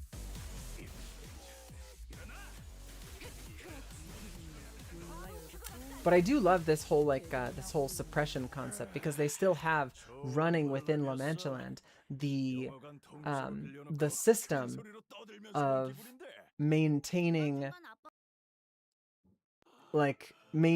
vampires, like, not health, but they're keeping them alive, basically. And this confessional system and the people who are doing the confessions all still exist. I have sinned. I've sinned once again today. I confess. Take me to the priest, they said. It's all going to be okay if I visit the priest when I feel the thirst, they said. So that priest is in there, right? You're going to have to wait your turn. The other ones sought the priest too. Must have been sinners as well. So there might be a queue. Oh, the priest gladly. If this sins in our stead. We should probably check what's behind this door, right? I shall take the vanguard, Manager Esquire. Whoa. Villains, What I am certain of is that this intruder will never leave us alone until we open our gates. We must put an end to this insolency soon. Wouldn't you agree? I suppose you will understand when you create your own. Worry not. I intend to put an end to this today. I've been planning to do so for a while. When we entered, we saw a dying blood fiend, nearing his death. His mask was already cloven in half, revealing a pitiful tragedy behind. It no longer served as a mask to hide his face. Have you come here to confess your sins? What joy. Rarely do I receive those who are so willing to confess. This one, he's only a smoldering stub. I could snuff out his embers with a gentle stomp.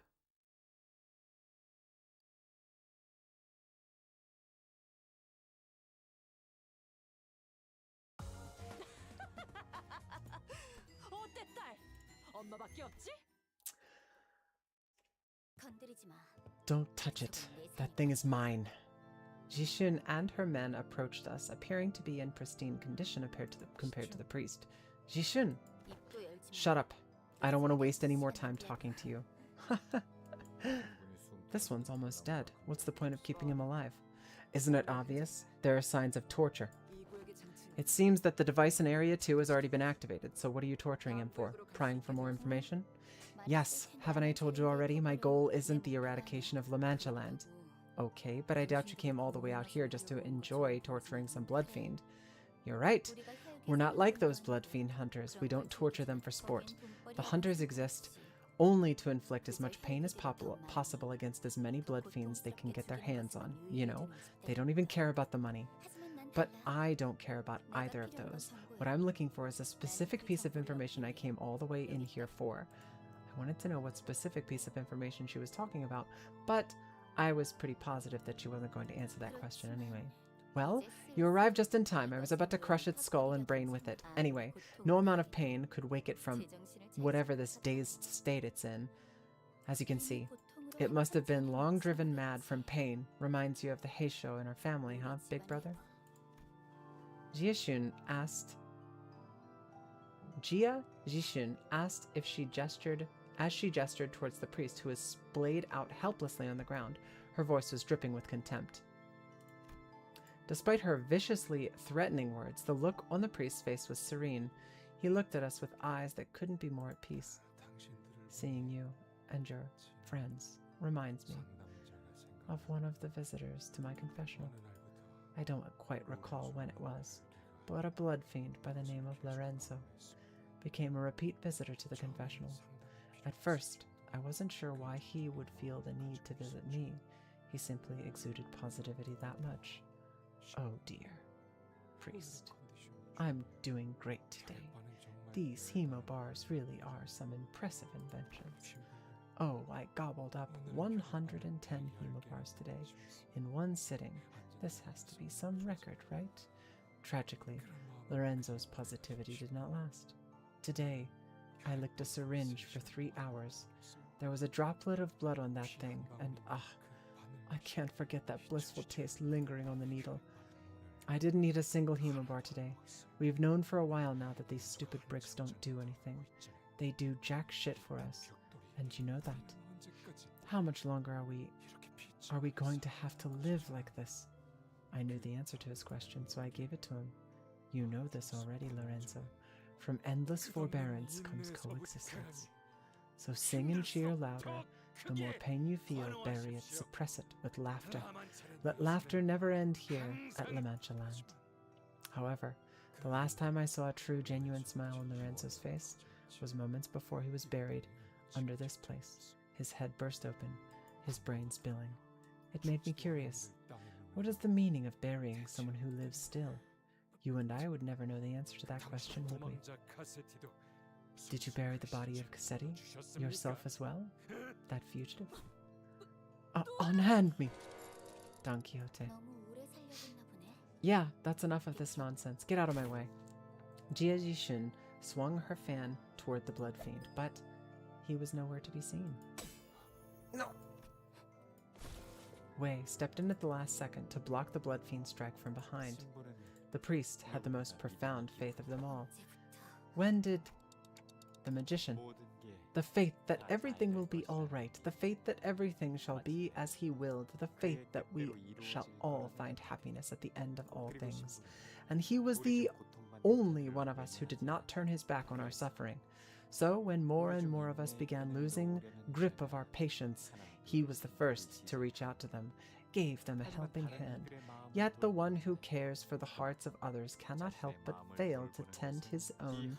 Alone in the corner of his tiny, tiny room, the priest's heart ailed and withered. How many of us knew this, I wonder? Hey, I'm really happy for you that you mastered your art of butting naturally into conversations like this, but you're sorely mistaken if you think you can just pluck your friend away. Got that? Let us be precise, I am here only to continue the tale. Villain, hast thou come here to distract us once again with thy vile tricks? No, of course not. My vile tricks are all for you and none other. Only for you. What? Well, that's enough misery for a tale, You have so many more riveting tales of adventures to share, don't you? Oh, Don Quixote, the great adventurer. Many a great adventure have I undertaken, yet I have no tale to tell for one so vile as thee. I should have been more mindful. I suppose stepping onto the stage, all of your lonesome, must be a tad embarrassing. That is not what I fully understand. It is no easy task to command the entire audience alone on the stage. Allow me to offer you some assistance. Halt! Rocinante! I don't want to leave. I don't... Why do you refuse to obey me? Stop! That was... What was that? I must have slipped. Please, it's been a while since my last show. Slipped? Sometimes the order of things go out of whack when the play reaches its crescendo and the swelling emotions sweep you off your feet. I offer my sincere apologies. Let us begin anew. From the day of that fateful duel against the Knight of the White Moon. That duel was one of the greatest battles I have ever had the honor of partaking in. Don Quixote's voice falters once again, falling unnaturally quiet. Sansol must be working his trickery again. Indeed, the duel that was the first meeting of Don Quixote and the Knight of the White Moon, the same knight who guided our Don Quixote the adventurer to the river in the deep, to the river of oblivion. River in the deep? Manager, I think I know what's going on. That man is... Now, let's focus on our roles for now, shall we? Let's see here. The knight was the first one ever to match your strength, correct? Verily, the knight was one of truly impressive might. Sure, not again. This is getting really annoying. The Knight of the White Moon was garbed in the rags of an outfit that appeared rather unfamiliar and ridiculous. 'Twas the knight who challenged me first as well, forsooth. I was quite impressed by that daring courage. Perchance the knight was curious to test my might, as my name was known far and wide in corners of the city throughout mine adventures. A great adventurer like you would have accepted that duel with gusto, certainly. Indubitably, I replied thusly. A true adventurer cowers not from a duel once challenged. Let us battle, O brave knight. Thus began the storm of blades as your lance clashed with the Knight of the White Moon's great sword. Yet with every duel, no matter how great or trivial, comes certain stakes. This historical duel must have been no different. I care not whether I emerge the victor or the loser of this battle, yet, O Don Quixote, should thee meet my challenge in a fair duel, I promise thee that in thy hands I shall present what thou seekest most. Boldly and fiercely the combatants clashed once again, and Rocinante signaled the start of this duel, because if anyone was watching it would be Rocinante. Ready, go. For 3 suns and 3 moons we tested mights of our blades. Hold on, weren't you holding a lance, not a bladed sword? 'Twas but a figure of speech.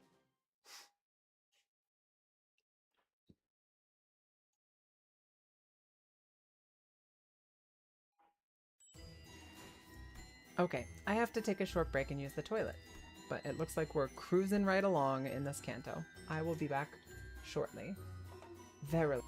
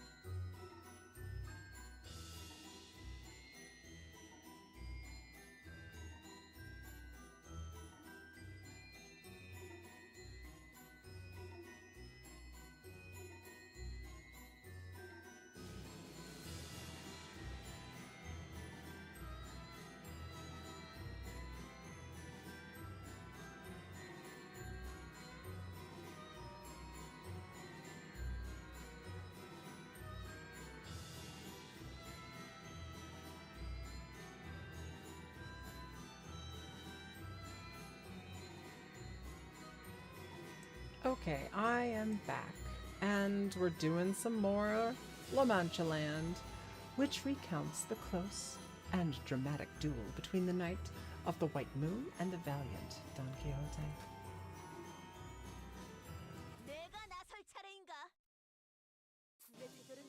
The duel, from its first clash to the last, was evenly matched, with no clear winner pulling ahead, and every spectator's hands began to grow slick with anxious sweat. Some had gathered to cheer us on as well. Yea, Lord Don Quixote, you can do this, your worship. She looks pissed. Look at the lass's face now, this is priceless. Well then, I'll cheer on the Knight of the White Moon. Let's keep things fresh. Woo! Brave knight, you got this! The tip of my blade hewed deep into the knight's left shoulder, while the knight's blade left a slight gash on mine ear. Oh no, the great adventurer Don Quixote wounded in a duel? Is everything all right? Worry not, for all is right indeed. Wounds gained in battle are but seedlings of honor. 'Tis no blemish on mine. Well, I do believe that my skills were a smidge superior to the knight's perchance. Had I decided to put a little more strength behind my strike, I may have dealt a blow most fine. The combatants charged one another at full speed to see who shall emerge victorious from this epic duel.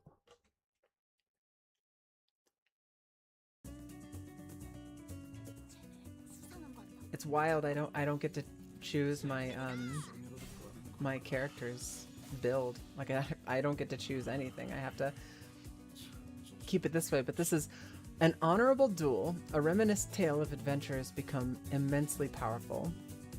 And look at this. That 1500 HP. This is not a normal amount of HP for Don Quixote. This does have the thing fully unlocked as well. Joust, gallop, tilt, and for justice.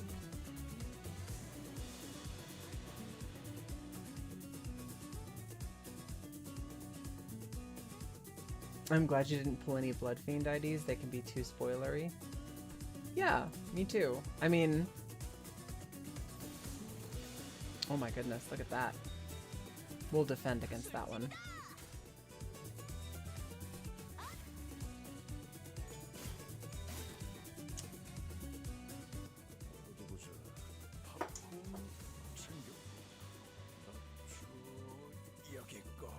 There we go, we're dominating across the board.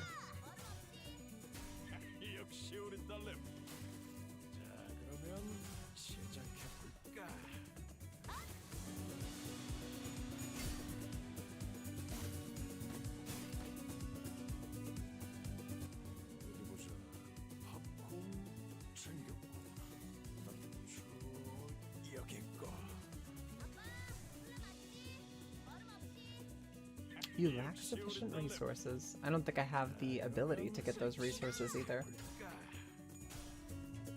Wild Hunt Heathcliff isn't much of a spoiler because you can't really piece it together. I also didn't look at the, you know, like you have to uptie IDs in order to get in order to squeeze the story out of them, and I didn't uptie that ID.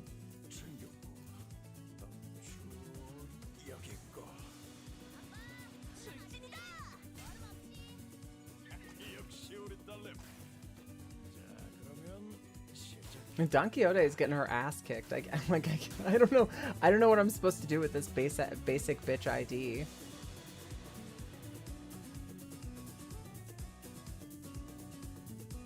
But her speed is supposed to get higher as she goes along. Oh, we just get to do an ego now, I guess. It's hopeless, though.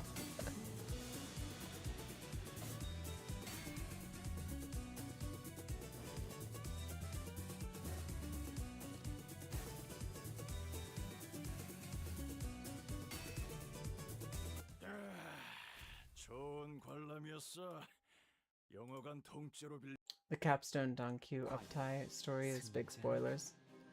And the victor. Who won? 'Twas neither. The duel ended in a draw, a highly irregular occurrence. Then did you resume your duel then and there? Nay, as great as I may have been as an adventurer, in my heart was no such vicious ruthlessness. for I knew the significance of clemency. I asked thusly to the night, for 3 suns and 3 moons have we duelled, and fatigue hath set in for many. Why not lay rest to thy blade for a moment and recover? Should we continue to duel in this state, the countless spectators shan't get their much-needed rests, no? 'Tis too cruel to force them to forego sleep only to see the outcome of this duel. Wouldst thou not agree, Rocinante?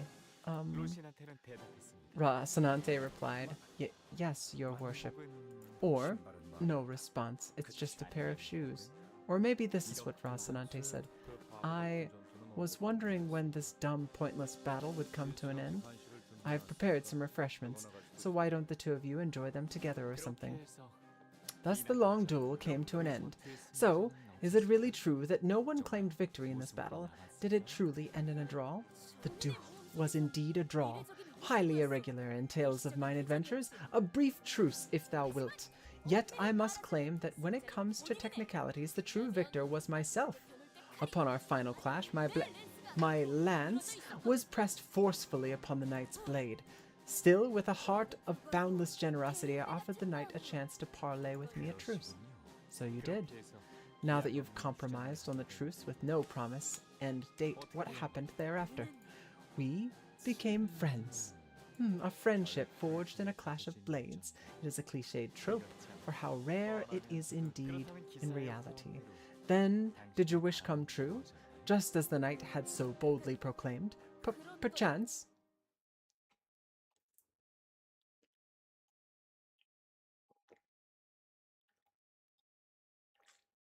역시 본인은 위대한 해결사가 될 자질이 있어.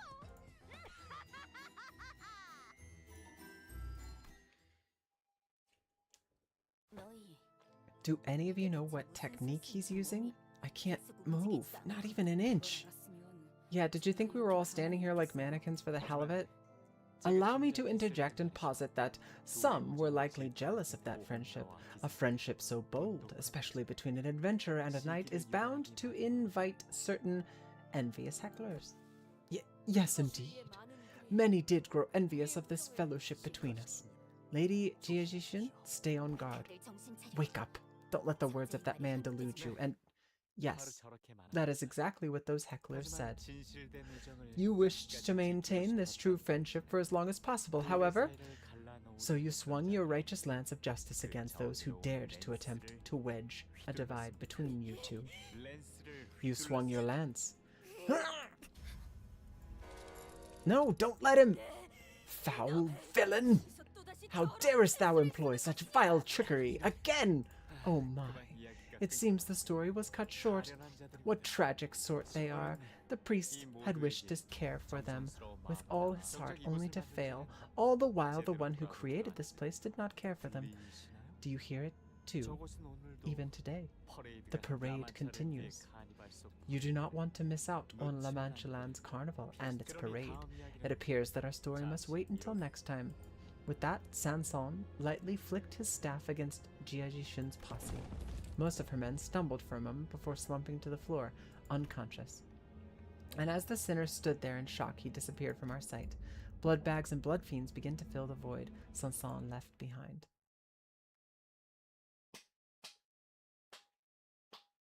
It's a very curious character. A real mysterious fellow, if you will, of Jiajishin's query and the sinner's lukewarm answers. Who is he? He almost took out my entire faction with a single flick. We didn't even stand a chance. That's what I like to know, lass. By the way, you there. Who are you? Jiajishin pointed at Don Quixote. That guy seemed very interested in her, for whatever reason. Forsooth, that scoundrel must have recognized that I am the most dangerous threat against his villainous plan to foment evil. As the sinners gathered themselves, Wei held the line, holding back the endless horde of blood fiends and blood bags. He was protecting his men, yes, but his primary concern seemed to be with the horde getting in Jiajishin's way. While I do not like this, I must suggest that you accompany your blood relative. Wei, what if he tries to take this opportunity to kill me? But this young master is different. Unlike the others, he's I know he's not the type to do something like that.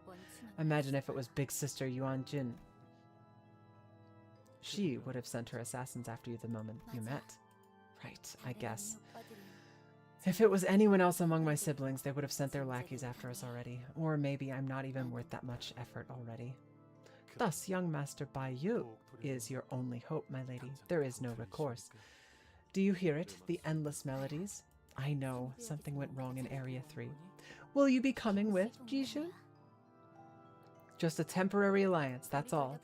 From the looks of it, neither of us are interested in the reward money dividends, which means that we're both here looking for something else. So, at least until we get what we want, we'll be fighting again once grandmother's snack runs out. Right? She's quite haughty for someone who should be groveling at us for help. Me and my men cleaned up Area 2 in less than an hour, and you only got here way after we finished. Hey! We just forgot to pick up something, so we had to backtrack. That's all. I'm telling you, we wiped the floor with them in less than 30 minutes. Great. Then we should have no trouble cleaning this place once I join you, right? Consider me a useful first-rate silver sissy? Sissy? Define sissy.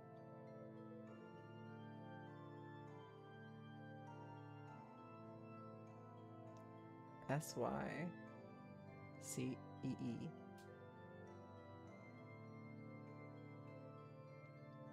A first-rate silver sissy, lumps of pure silver bearing the stamp of a banker or an assayer, and formerly used in China as money. Okay. I'd say we're on quite an even ground. Why would I grovel for help? So she's just a high-quality coin. Lass is so shameless that I'm almost at a loss for words. Oh, yeah, I see a family resemblance now, mate. Is that a compliment? It's an insult. I don't know. I think they're both super cute.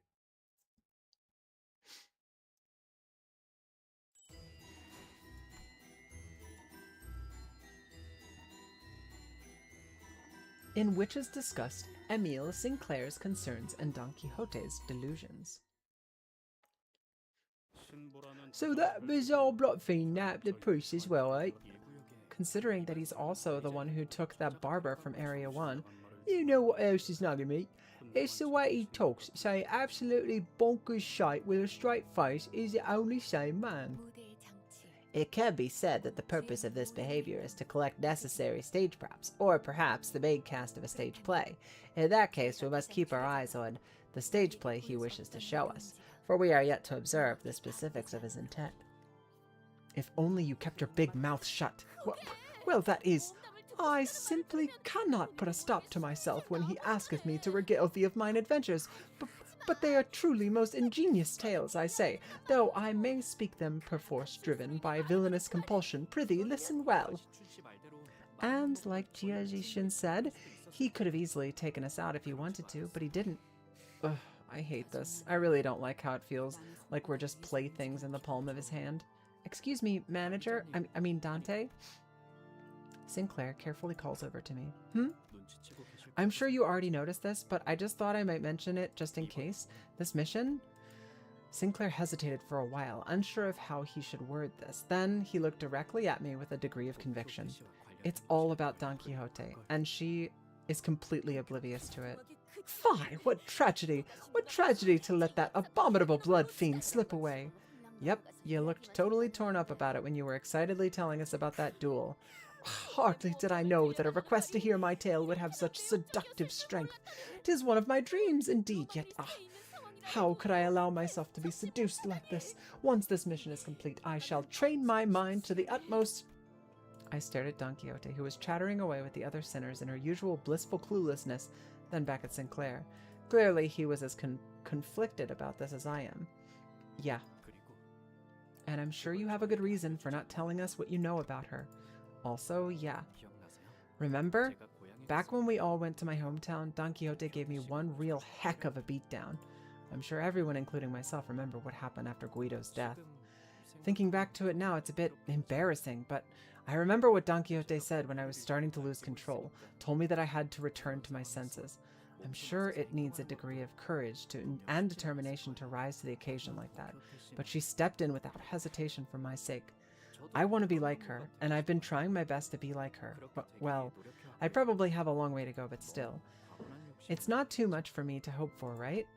No, I think that's a good kind of thing to hope for. Pray tell, what good kind of hope art thou speaking of? Aught seems to have caught thee off guard. What is it? Oh, we were just chatting about this contract. Oh, hast thou wised up to it as well, then? No way. Verily, there is no other way to look at this mission. It must all be about young Hong Lu. Dost thou see it as I do? Hong Lu? Hmm? Manager Esquire, I espy a need for thee to improve thy insight. Young Hong Lu's expression hath appeared quite peculiar today, and I don't see what's different about him today. He hath even had a dramatic reunion with a long-lost blood relative, and forget thee not about the sudden onslaught of names of his other kin, and this potent aroma of secret enmities, which may signify a tragic history of familial drama. Though I myself have nary a one to call my kindred blood, I must imagine that such confrontations must be quite harrowing. Thus, Manager Esquire, prithee, take good care of young Hong Lu. Verily, from a certain perspective, we are sailing through each of our own adventures. Wouldst thou not say? That's true. Completely oblivious. And an adventure is very much like a journey of suffering. 'Tis imperative that thy heart remain steadfast through the trials and tribulations of the quest. Allow me to share a tale of my old adventure to demonstrate. This tale takes place in a tavern like any other in which Don Quixote's tale of adventure continued through the entire journey to Area 3. Some sinners and I did pay some attention to it, but we didn't find much of her story to be any use. Classic Don Quixote. No use found for Don Quixote's words.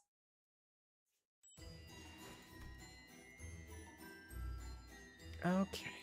Wherein is told the story of dancing blood fiends and the extravagant parade. Gonna have to use another box. Oh shit. I still have just Don Quixote. I need to go back. I hate when they do that. I genuinely hate when they do that shit.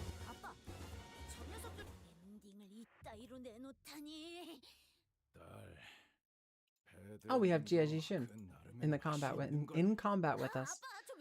Have we had any experience with guest characters popping into combat with us aside from what's his name? Virgilius.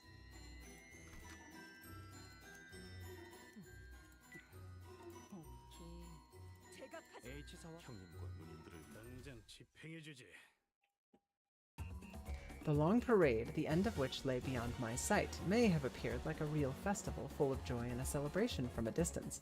People marching in rows, the singing that knew no end.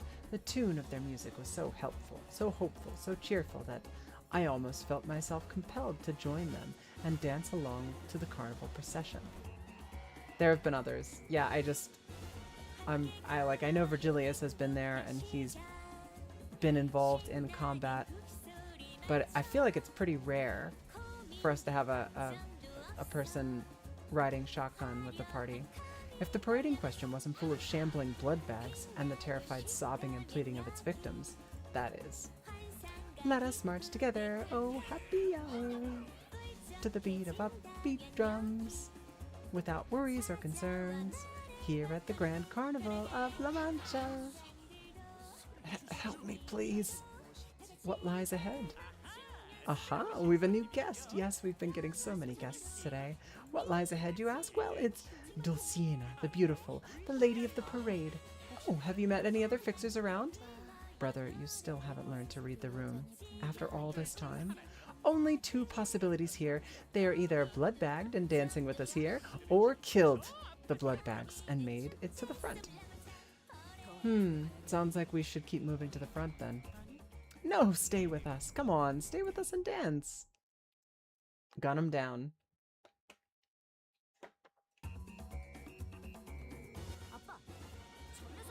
Withered. And they've got the starved for blood for a long, long time thing as well. It's level 63. So these guys are pretty beefy as well, or would have been pretty beefy as well, were it not for their affliction.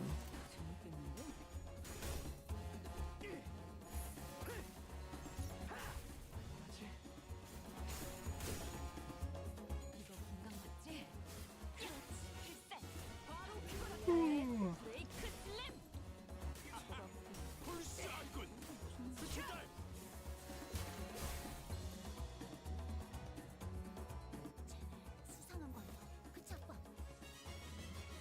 목성이라도 까는 건가? 찬자주는 귀찮은데. 그래, 내가 왔다. 그쯤 해줬으니 포장 잡혀. 잘했군. 이건 칭찬 스티커감인데.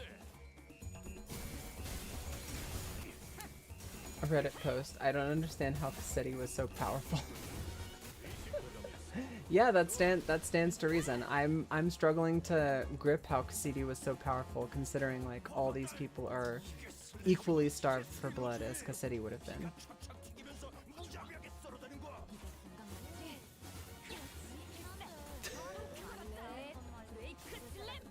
Yeah, this is we. You know, I see no contradiction whatsoever in the two questions. Why wasn't he stronger? Why was he so powerful?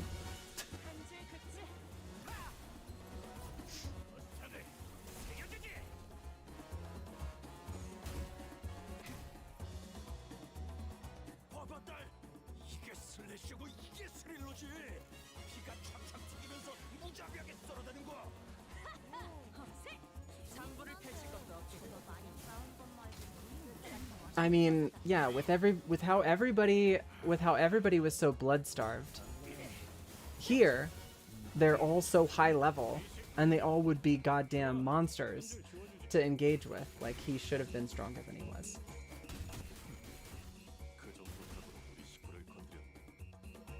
Does it, I mean, like, maybe that Reddit post was is a post that was how should I put it, like, made before this. I mean, like, tell me if you think I'm off base, Putty, because like I get that they're asking, they think he was too powerful, that he should have been weaker than he actually was, but he is on par with the people, if not higher than the people who were at Manchaland, right?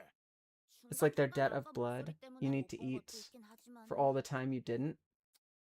Huh? Really? There's a blood debt? Like, that would mean that Don Quixote would, well, I guess just as you might have a blood debt, you would have a blood surplus, wouldn't you? I don't know. The system of vampirism in this game so far to me doesn't make a ton of sense. If you didn't eat for 200 years, it would take 200 years worth of blood to recover. That is not sustainable. I'm just saying. That makes the fact that the hierarchy of vampires is as it is make even less sense, right? Because if that were the case, you would want to have as few blood fiends as possible. Like, as few as possible. Because every blood, like, it gets unsustainable really, really quickly. If they need to drink blood every day, like, it depends on how many milliliters of blood they need to have per day. I have so many questions. I'm very interested in systems of vampirism when they're put into movies, TV, video games, etc. I want to know how all that shit works. I want to know all the ins and outs. I want to know all the details. And so far, this system doesn't make any fucking sense.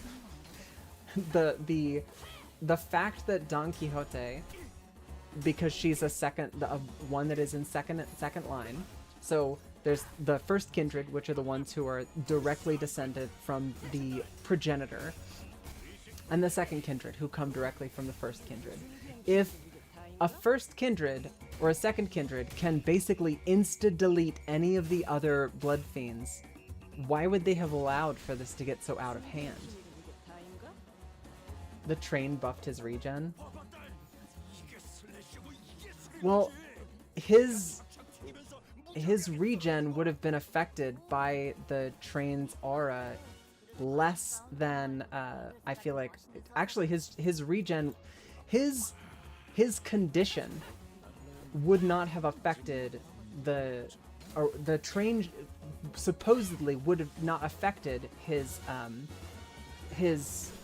power, right? His regen wouldn't have been affected by the train. From my understanding, and they explained this in that intervallo, that his consumption, a blood fiend's consumption of blood, is not about physical digestion and having that physical digestion go into supplementing and fueling his body. It is a magical source. It is like a essence that gets consumed, rather than like just the physical blood getting digested, because digestion doesn't actually happen. So he absorbs their essence into himself, and that would have made that would have made him stronger, considering that he had so much essence to consume, and in multiple cases he consumed the blood bags that he had created repeatedly. So I fail to see how the train plays any role in this, because his power is directly related to the amount of blood that he's consumed, not directly related to the train in any way. It said the train was making him heal faster.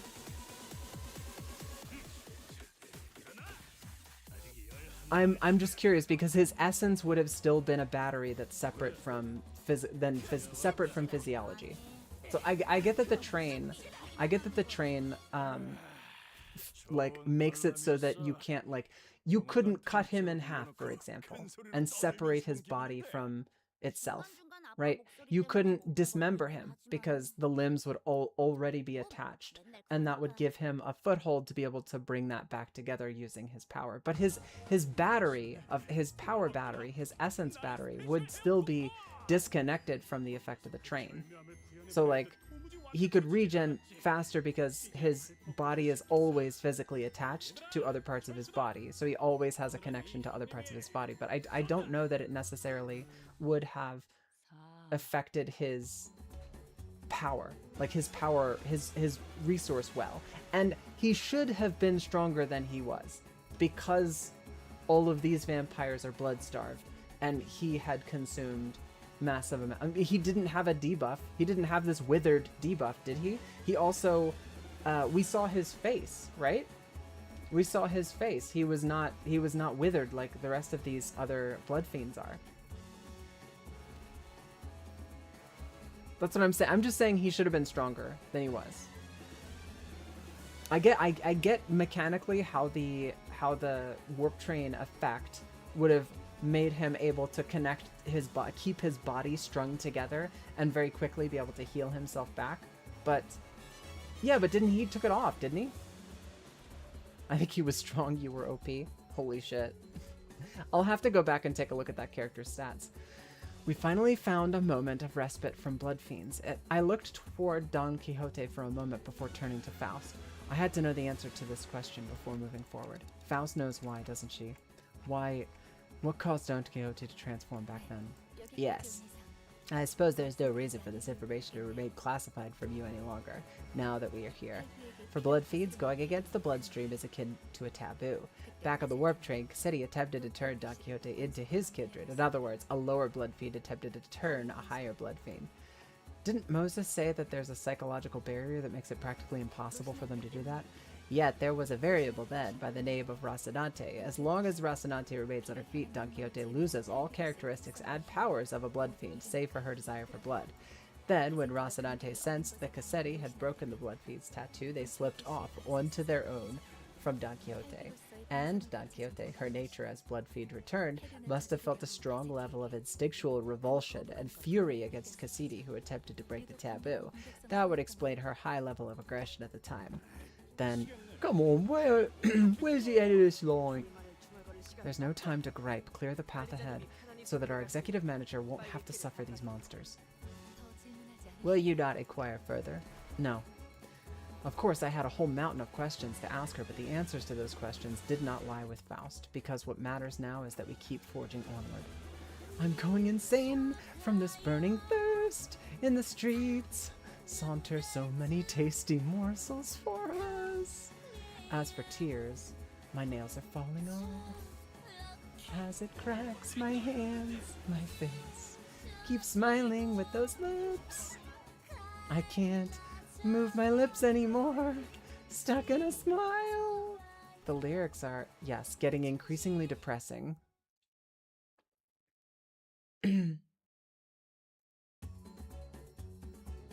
아빠, 저 녀석들도 혹시 가족이야? 아닐걸. 그건 왜 딸? 되게 우리 문신을 쓴 것처럼 놀라 빡세진 것 같아서 신기한 거긴 기준이다.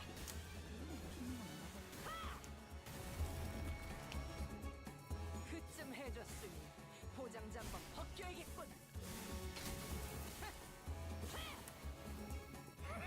잘했군. 이건 칭찬 스티커 같은데.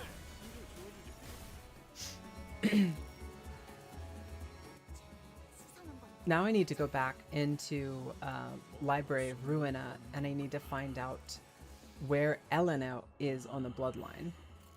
Because she's a blood fiend, but she has like a different position and was able to manipulate blood in a different way. So I'm very interested. I'm super interested now in like how blood fiends work, because before Elena was kind of just like an anomaly, and she was specifically pitched as such, being like, I think she was a nightmare, like an urban nightmare, I think. I can't remember what category she got into, whether she was a star of the city or whether she was a urban nightmare, but she basically raised into like giga fame, and as basically just being a blood fiend, that would have been something that is special, unique, and I don't know where she was in the lineage or any of that stuff. I wonder if there's information on that within Library of Ruina, or if that's something that I would probably need to like find elsewhere.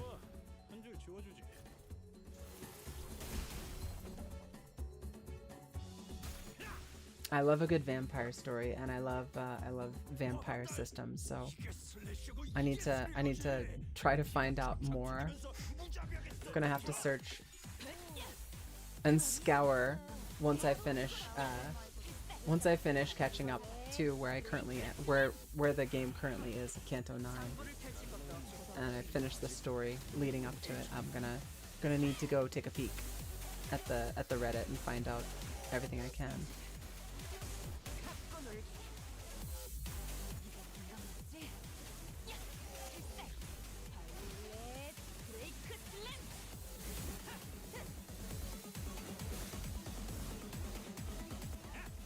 No, complete and total extermination. They're cooked.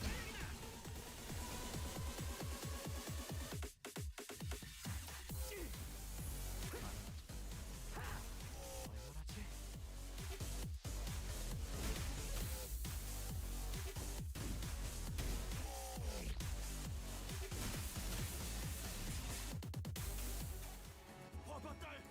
이게 슬래시고 이게 스릴러지. 피가 착착 튀기면서 무자비하게 썰어대는 거.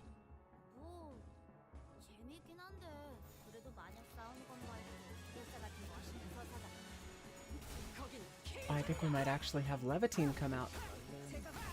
아직 공부가 늦잖아. Yeah, we got Stamp of Vengeance. This is Levitine coming out. It's so rare. Time to unpack. I love to see it.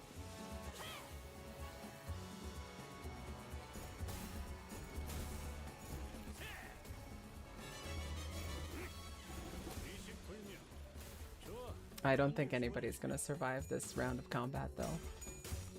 I do have a couple of people who are doing defensive moves, so maybe they, yeah, we've staggered them, so we get to do one round of combat with Levitine. 사줄 텐데. 아니 이렇게 쉽게 이기기만 하는 건 한줄지 않구나.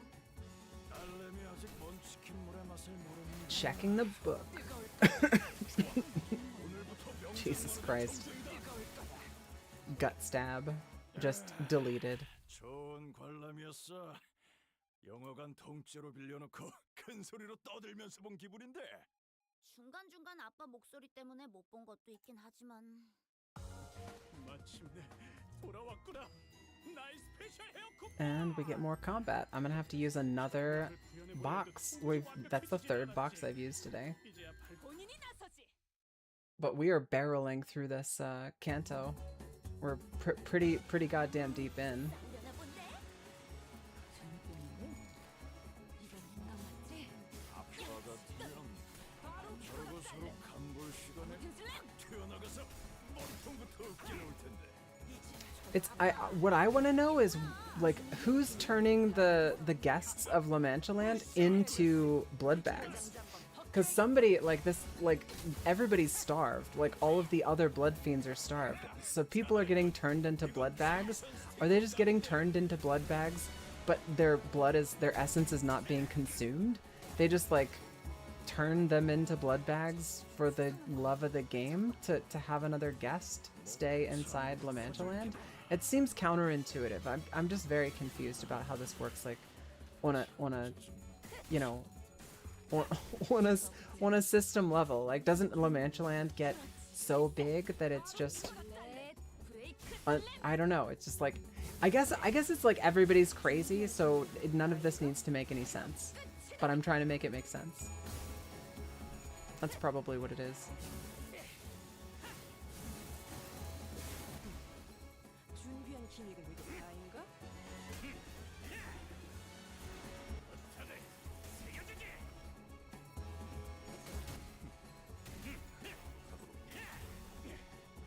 털만한 것들.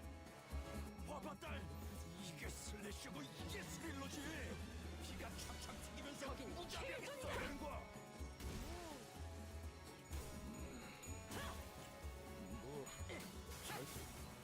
A little bit of depressing up the guests, a little bit of snacking on them before repenting. Yeah, but it's like so you're saying that it's blood debt, right?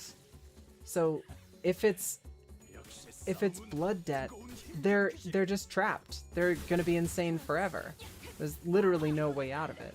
So why wouldn't, I guess if the person at the top is equally insane, then that would have made it something. It's so confusing. If the person at the top is equally as insane, then that means that we just need to put them all down. But the general vibe I'm getting here is that like they were trying to do peaceful coexistence. Shit went wrong, but not all of the people here are insane, right? Like, what's his name? Not Seymour. The fuck is his name? Simir. That guy. He seems perfectly cogent, and he knows who Don Quixote is, and he's going out of his way to like get Don Quixote to recount specific stories under specific circumstances, maybe trying to coax something out of her. But like, I guess I'm just like trying to understand why one of the higher ups hasn't put a stop to this, considering how against the original intention of the construction of Manchaland it has reached. This is the opposite of what of what Manchaland is ever supposed to get. I guess if you break the taboo, that's why Don Quixote turned the other person to paste. But I feel like if all of your subordinates were breaking your rules and breaking your laws, you could pretty easily just be like, all right, we're just gonna need to scrap the whole thing, and you do like a Old Testament God thing, and you just wipe the board and start over.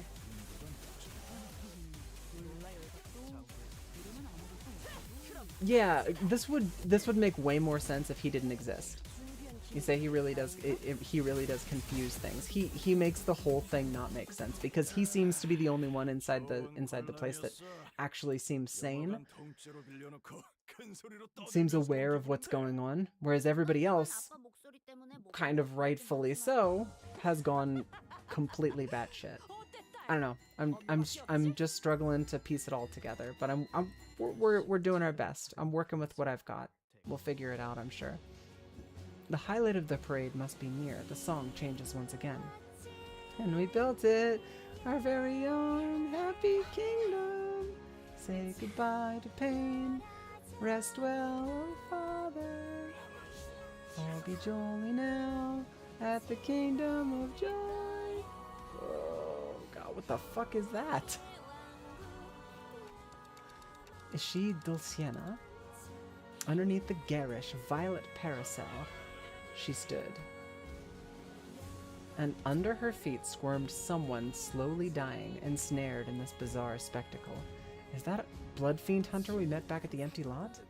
Even the hunters. Hark! Cease thy villainy this instant!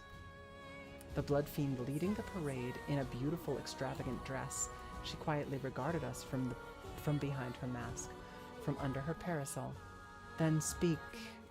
Why must we stop? 'Tis a question with an answer most simple and obvious, because thy villainy is unjust.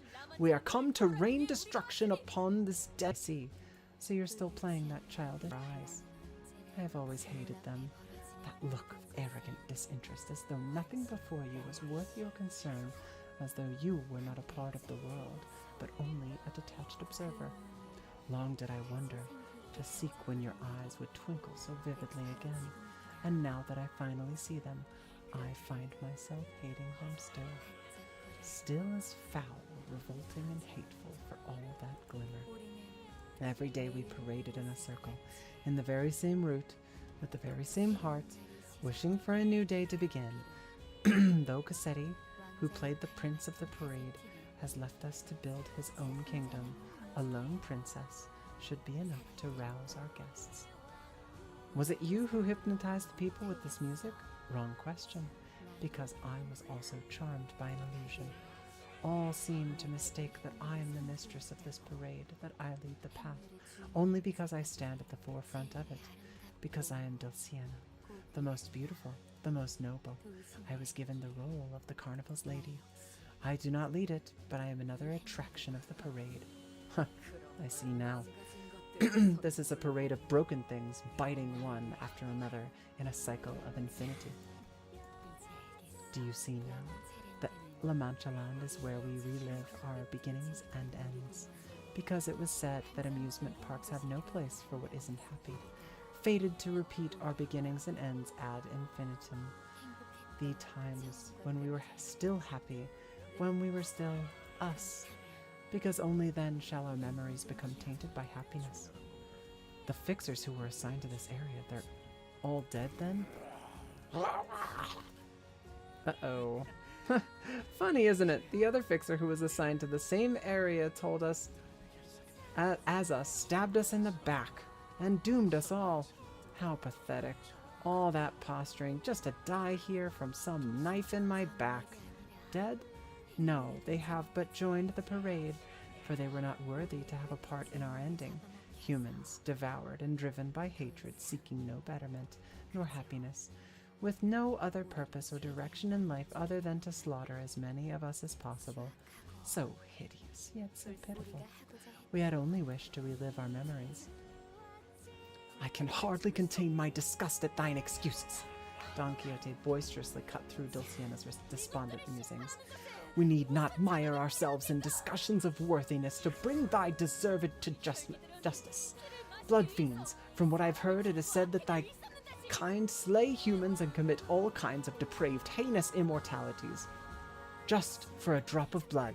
Is that all there is to it? For so paltry a reason? For something so puerile, so insignificant and trivial?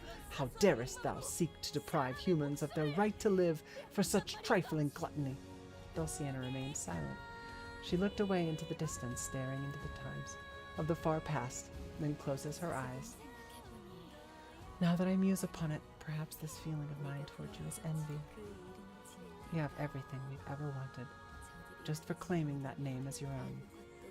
Those twinkling, innocent eyes. I hate them still.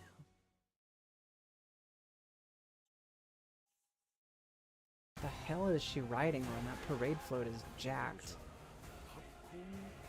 Lose 35 base offense level. So she is either, and this is one of the big questions. So Don Quixote is either the progenitor of the leaders of La Manchaland.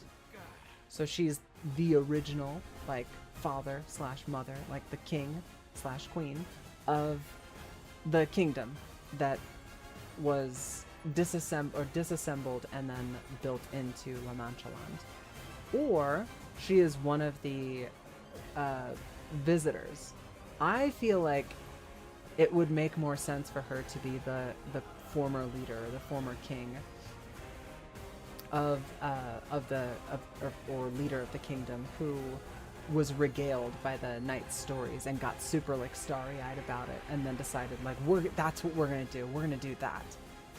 But I guess only time will tell. I'm very interested to find out.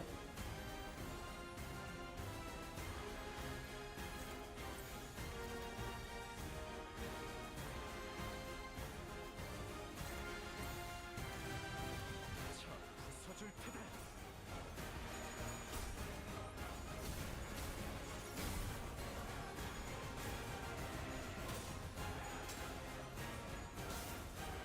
I love the vibe though. The Blood Fiends vibe in this has been very like they're all wearing their masks, right? But they have like these aristocratic airs about them. The vibes are superb.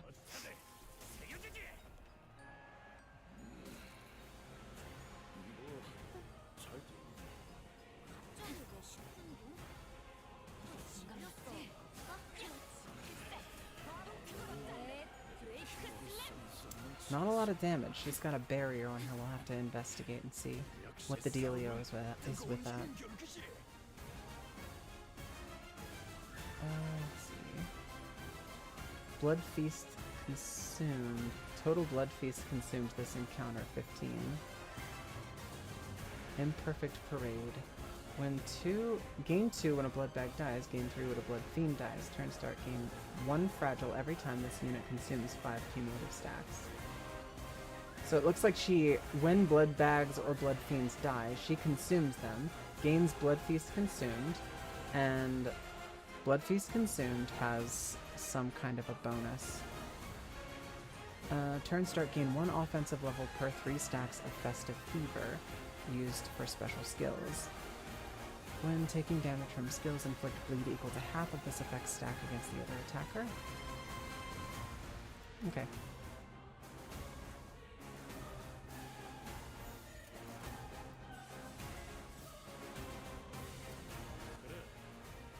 그쯤 해줬으니 도장 한번 벗겨야겠군.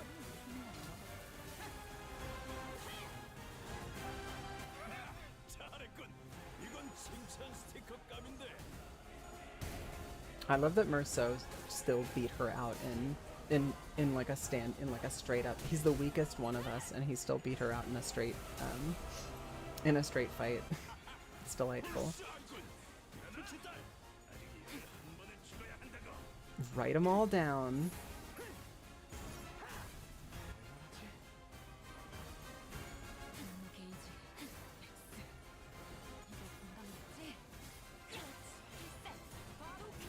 So it looks like she winds up over time, but that's fun because so do I. So we'll just see who winds up harder. I guess that's the trick.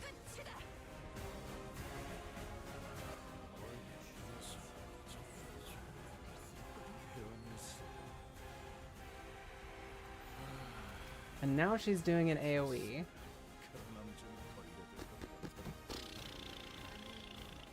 아빠가 곤란한 거 아니라니까.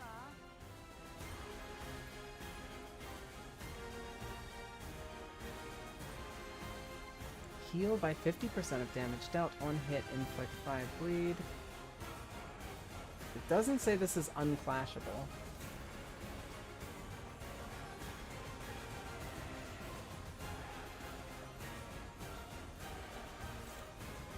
But yeah, the only person who could potentially clash is our girl up here. We're favored for it. It is clashable. I guess if the clash goes off, maybe she doesn't get to do the thing that she wanted to do. Her biggest thing is the protection she gets from her minions. Makes sense. I wonder if this has a higher chance of breaking through. This is dominating. I think we'll use her ego once. and see how that goes. These are unopposed, so we will see if we can't absorb with these two, because these are the big ones.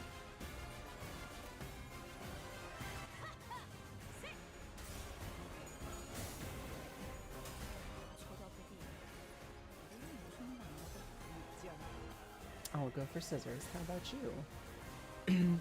Not super, like really super good, but the main goal here is just to avoid her being able to do her thing. But it looks like it still hit anyway.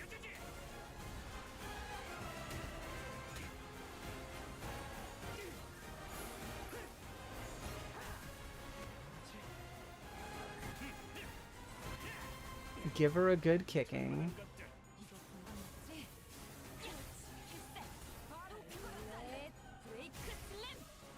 Oh, that guy's dead.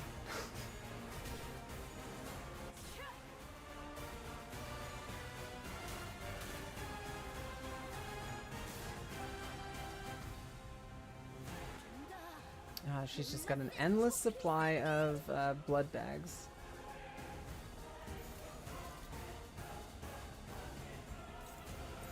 It looks like she is doing, yeah, she's doing an AoE attack on her.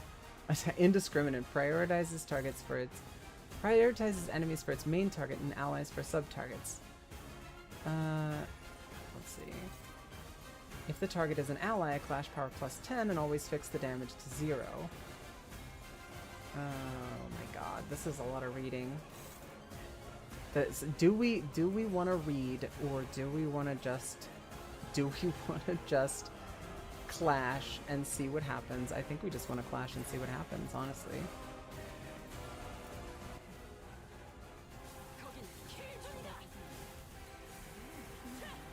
Set everybody on fire and blow them all up. Delete everybody. Pull out Levitine, and what's the worst that could happen? We lose and I have to read.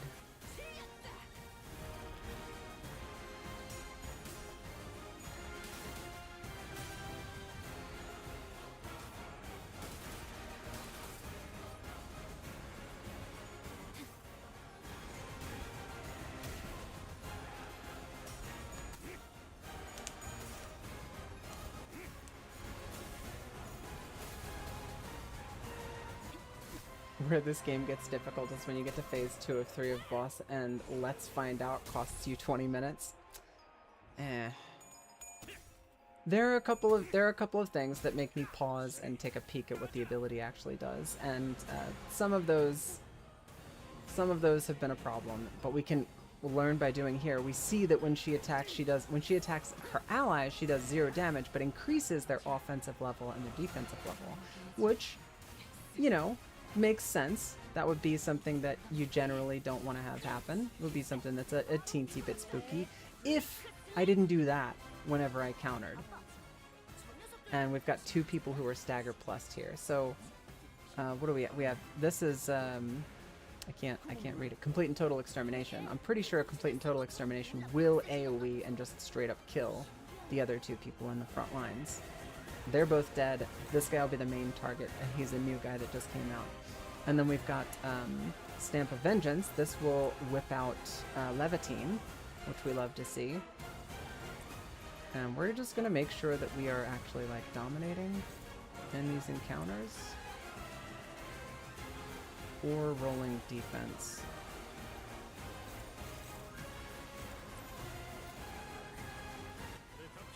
Looks good to me.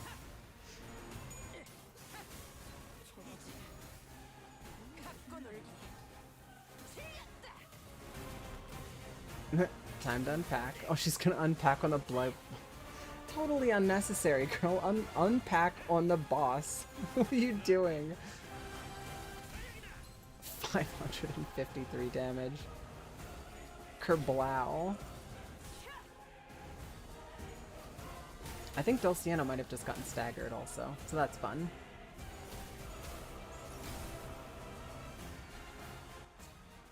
They're all staggered. Alright, so we go damage. Everybody focuses on the little guy. I think what we're gonna do is we're gonna have We're gonna have Merceau attack there, and then everybody else is going to hit, let's see, I'll gut you like a fish, or yeah, we do gut stab with Levitine, and just have everybody else attack the main girl, Dulciana. Because I think Merceau hitting the one guy might be enough as he's staggered to just kill him. Maybe not, but like the main goal here is to capitalize as hard as we can on Dulciana being staggered.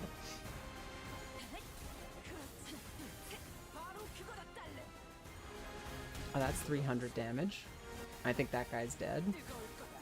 Oh, I wish we had the damage counter for all the Levitine attacks. That I think she just did 300 damage, but it's hard to tell.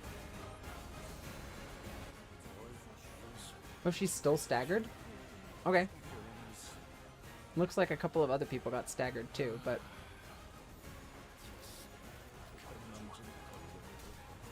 I guess we're doing damage to ourselves as we hit her, but I think she's just gonna die anyway. Yeah, she's cooked. See? I didn't have to read. This team is so fucking strong.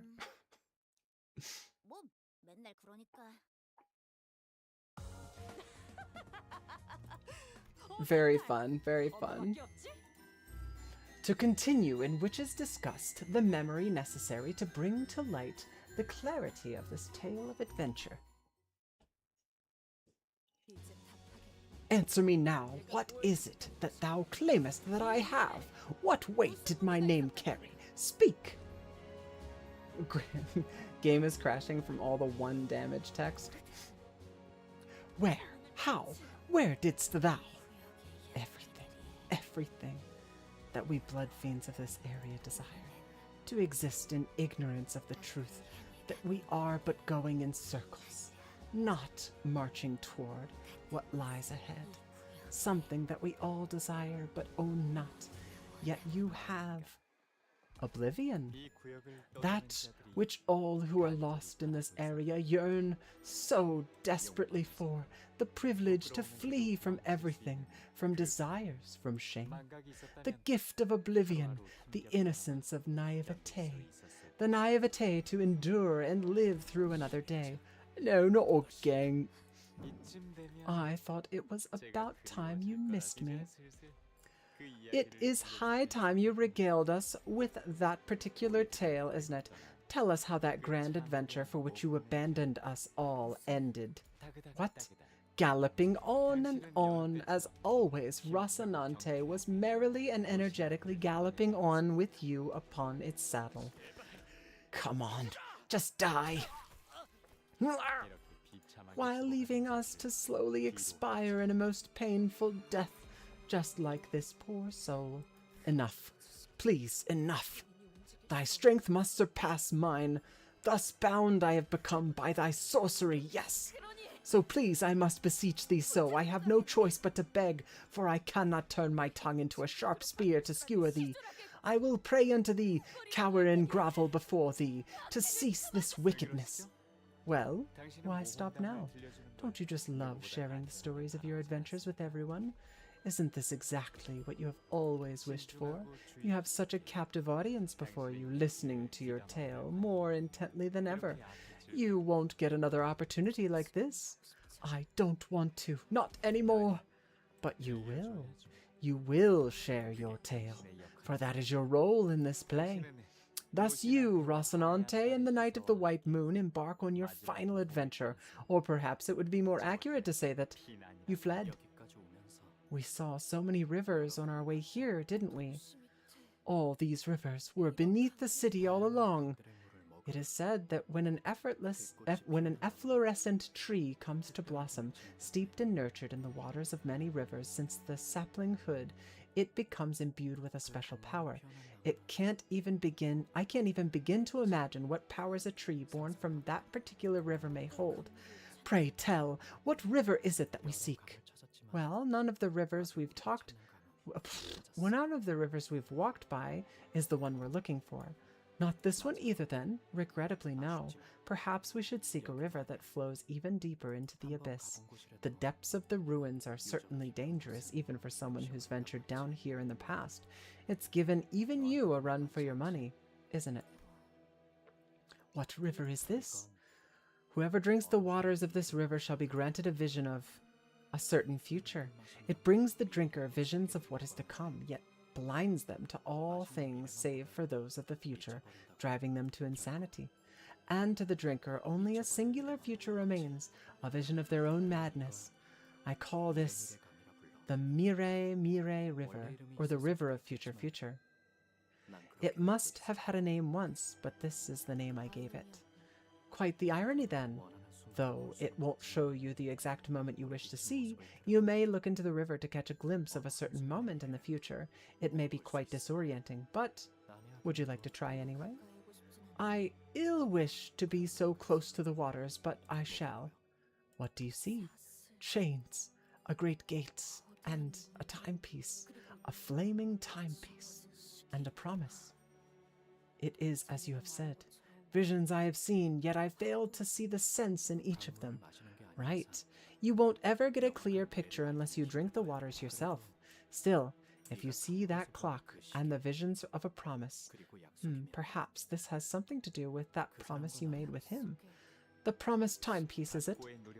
After suffering through brutal trials upon trials, you arrive at the place you've been searching for. You have been searching so hard for. The promised, Dante, obviously. Chains? The chains, I didn't forget the chains that wrapped around Dante's head and bound him to the rest of the sinners, and how he pulls them back from the brink of death every time. And here we return to the very first chapter of this tale. This is the River of Oblivion. Lethe. Thus spark the night of the white moon. Are you certain?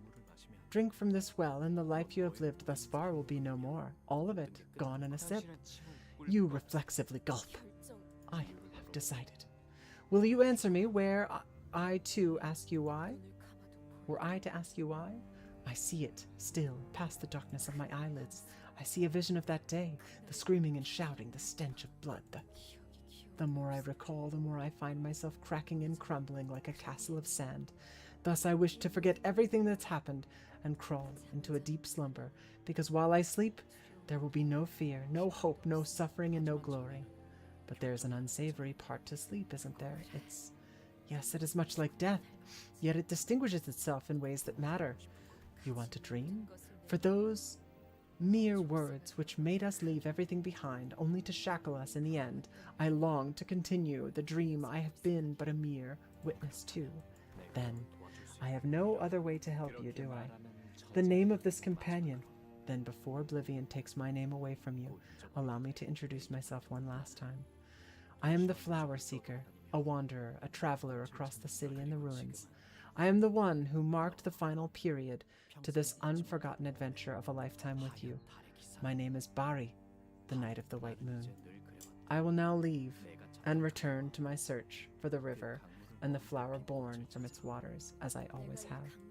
Even should I drink the waters of this river, will you tell me the tales of Fixer still? I may pass by this area quite often through my journey. Every chance I get, I'll leave a book or an item behind, things that may be of help to you. Thank you. Thus you lean over the river to drink its water. However valiant a knight Don Quixote was, she cannot help but shudder from an overwhelming sense of terror and omen. No. I cannot have let such a fear touch me. I, who have written such tales of brave adventures. True. Well, every tale needs a rising action and a climax, doesn't it? It's the ups and downs that keeps things interesting. Sanson ignores Don Quixote's struggles and rapidly continues the tale like he was incanting a spell. Our common primeval fear of the flowing water, your body shudders. Horripilation of the skin spreading through every inch of your being as your psyche, your consciousness itself, furiously refuses to approach its undulating surface. Our blood, thicker than water, cycles through your system with inhuman rapidity as your heart begins to race like that of a rabid animal. Yet you must conquer that fear. You had to. Moments before you take a sip of that river's waters, a thought flickers through your mind that to continue this adventure was meaningless. That is how you dismount, Rocinante. Rocinante only borrowed from its original master. Don Quixote looks down towards Rocinante. At least Faust and I know what Sanson's incantation is attempting to accomplish. He's trying to draw out her memories from the river of oblivion. Don Quixote, no, don't! Faust, do something! Nothing can be done. This flow is destined to be. What's going on? You two look bloody serious all of a sudden. Wait, if we connect all these tales into one, then... No way. Is she... No, that's impossible. Is there something you know, Jishin? Can you let me in on it? Don't get all excited. I'm probably wrong, but if this terrible prediction turns out to be correct, then you'll find out even if you don't want to. I'll compliment your nerves at least. Don Quixote's spine slowly bends forward. This cannot be stopped. She does not try to stop it either. Don Quixote moves as though she was destined to, as though this was all but her part in a play. For a moment she appears tranquil, even brave, like a knight briefly dismounting from a beloved steed. Yet once she dismounts, once the repressed memories return, the sinners will come face to face with the red glow of her eyes and the metallic stench of blood that surrounds her. Once the truth comes out, we, the sinners, will never be able to see her in the same light again. Dante? This must have aught to do with her ragged running shoes. What I've been fearing ever since the incident at the warp train, the fear that it's been madly scratching at the back of my mind, the fear that the bond between the sinners will irrevocably be broken. Will everyone be accepting of this deception, accidental though it may have been? Even if we were to survive, will she return to how she once was, as one of us sinners? How will I appear in their eyes, I, who knowingly hid the truth from them? Can I truly face this Don Quixote, when I trembled from so much fear the last time? Yet, as if to render all these raging thoughts in my head void, Don Quixote takes off Rocinante and lets her bare feet touch the cold earth. All of a sudden, visions of Don Quixote's past begin flooding into me, raw and unfiltered. Flee, for you must live. For you must live and continue my tale. But I cannot live among humans. I cannot. Have you forgotten? With my Rocinante, no. No place shall be beyond your reach. Rocinante, stop! Stop walking! No! I don't want to leave. I don't... Why do you refuse to obey me? Please, please! I don't want an adventure. Please, stop! Please, Rocinante, don't take me away from here. There are places called amusement parks in the city. Everyone is happy at amusement parks merely by being there. It's enough to make everyone dance, sing, and laugh. No wars, no strife of any kind. Red fluid wells in Don Quixote's eyes, like it did back on the train. The very same sanguine color I feared so much, the eyes I never wished to see again. She inhales deeply, then exhales, like she hadn't breathed in forever. She turned and looks down at the blood fiends surrounding us. Reflected in her eye are things infinitely beneath her. There you are. Finally, the preparations for the carnival. The scenes are complete. I remember those eyes that regarded me as you so mercilessly tore through us, without even a hint of regret or guilt. Bravo! Now every path is open. The parade is complete at last. Sancho, I have come to a decision. What is it now? I'm going to be the best fixer in the city. I shall protect the weak and punish the wicked. From what I hear, denizens of the city have been making these fellowships called associations by need. Did you get this idea from that Night of the Moon or whatever? I am telling you now, this new goal of yours is going to crash and burn in less than 3 days. Quit stirring trouble and stay put. Remember your last momentary passion with, what was it, knitting, embroidery? That lasted a whole 2 days before you got tired of it. And that was after you sent us out to find all kinds of high-quality yarn for that little passion project. Silence, Sancho. You keep balking at my passions with your chastisements. At this point, I'm having a difficult time determining which of us is the higher kindred. Right, but you always do whatever you want to do anyway. Don Quixote? She is Don Quixote, right? Where is she going all on her own? Will she be coming today again? It is high time you put an end to this rivalry, isn't it? Or, I fear that time may already be long past. Indeed, but I've been having a certain thought as of late. Why does it matter whether someone wins or loses? What matters is I must hear what comes next in her tale. How dare that human cut her story short at its climax? I have nothing. I don't know why you keep letting that human in here if you're not even going to fight. Yet, Sancho, for all your chiding words of disapproval, don't think for a moment I haven't noticed you constantly perking your ears in our direction, especially at that part where the Hana Association fixer encountered the monster that demanded that they pay a toll with a single rice cake on that winding hill path. I most certainly did not. You most certainly did. Speaking of which, do you suppose the Hana Association will eventually come out on top? No. I believe that the fixer who hails from this Zwei will overtake the... Case in point. Don Quixote! The name that feels so alien now, the tickling sounds of my clock.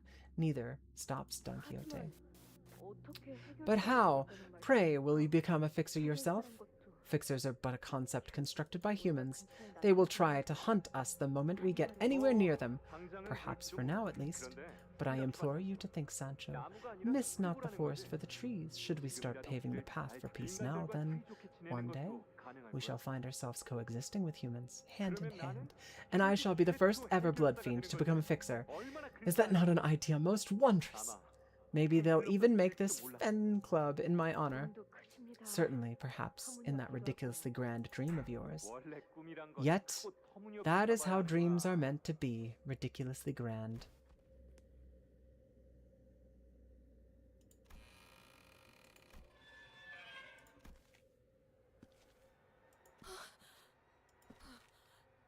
Sancho.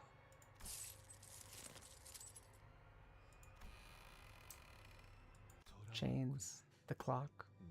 You've returned to me, my Sancho. A voice, foreign yet familiar, the sound of thick wooden doors and heavy chains.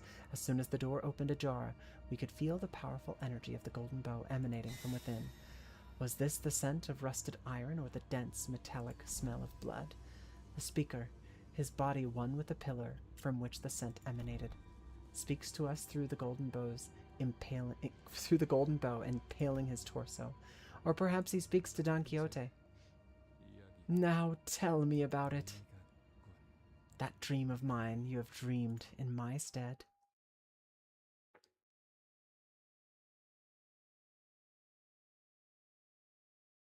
Holy Chet.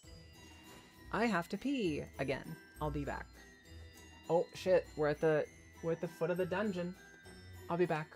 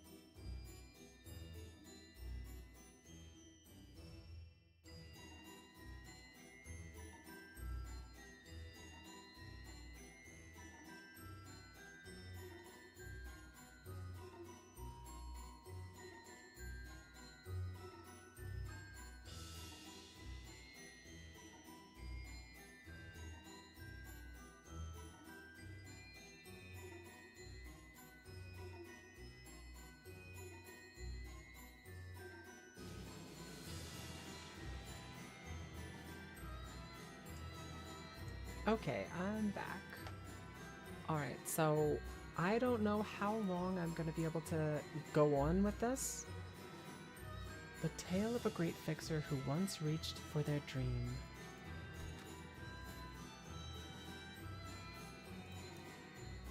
Yeah, I don't know how long I'm actually going to be able to go on in this dungeon. Recommended level, Uptide Threadspin Tiers 4. Interesting.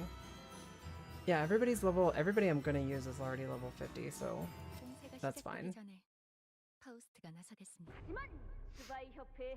Yet Aegis, fixer of the Vi Association, refuseth to let this destroy his spirits and sails once again to the great sea in a mere raft.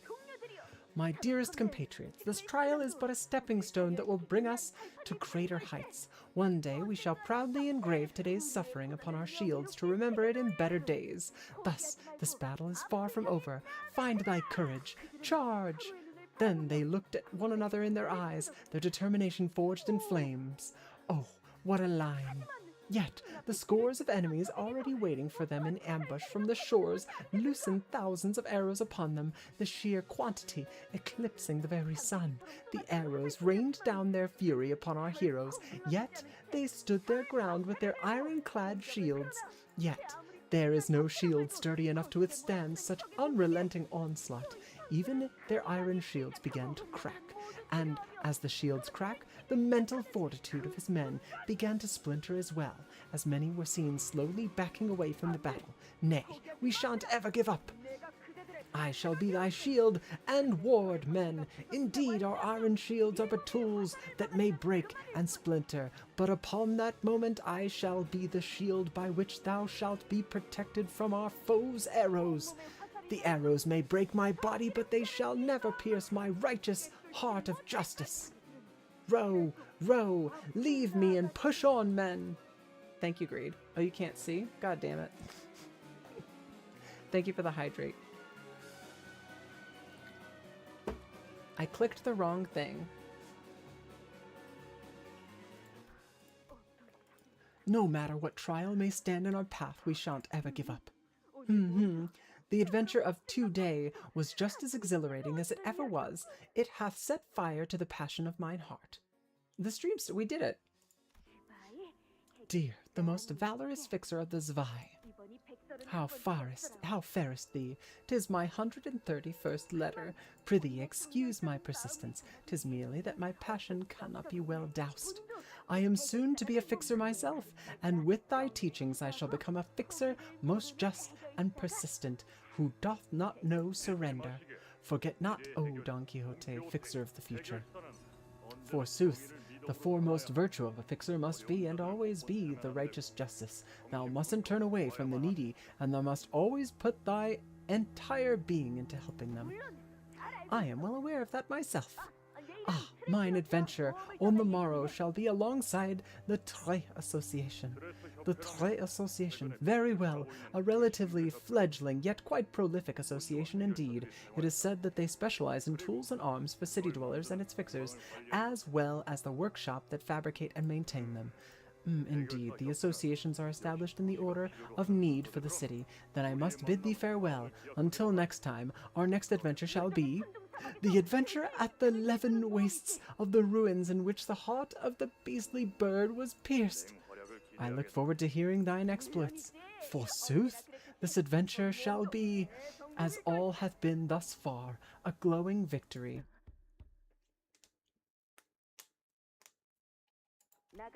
I recommend you stay put inside. There is no way to tell what awaits you past that door. I'm in agreement. Recall the tale of the Red Hood, who met an end most unfortunate from the simple folly of welcoming in a stranger. Yet this knocking upon my gates must mean that a soul seeketh mine assistance. Wouldst thou not agree? I believe I've afforded you sufficient restraint. The build of this place is quite durable, my lady. I should be able to withstand assaults from any pursuing blood fiends, even blood fiend hunters. It is an entirely different question if they can make it this far down to this ruin, of course. Whoever art thou? I am your guide, the one who will guide your path in your real adventure. Please call me Virgilius. My old friend has told me that you are a second kindred. Second kindred? Whatever art thou referring to? And my fellow fixers here have warned me that I mustn't leave the confines of this chamber. Do my eyes not remind you of anything? Prithee, do not glare at me with such terrifying gaze. And there remain still 1,708 adventures of mine to embark upon. On the morrow I shall depart alongside the Tre Association, and the day after that with the Han Association. Then, the fixers on these posters, they're all from at least several decades ago. It is as my fellows have told me, so much of her slumbers, even her instinctive craving for blood. Your adventures with them are unimportant, and you won't have to listen to these fixers anymore, because doesn't an adventure guided by me, a fixer bestowed with the title of a color, sound much better than any of that? Thou art a color! I have heard mention of such a thing from the magazines, that it is a title, an honor given only to the finest fixers. I have heard tell that only a very, very few fixers have been granted such an extolment, for it hath been but a brief moment since such an honor was established. I see you wish to put every little bit of your past to sleep, even that smell of blood. I respect your decision and treat you accordingly. Yes, I am the guide who will bring you all to the right path. You must come with me, for this journey demands your company. In return, when the time is right, the promised timepiece shall come to be by your side. Promised? Yes, you are bound by a promise, just as I am. So, remember these eyes. Remind yourself time and time again, every time you look into these eyes that hold the blood of a generation higher than your own.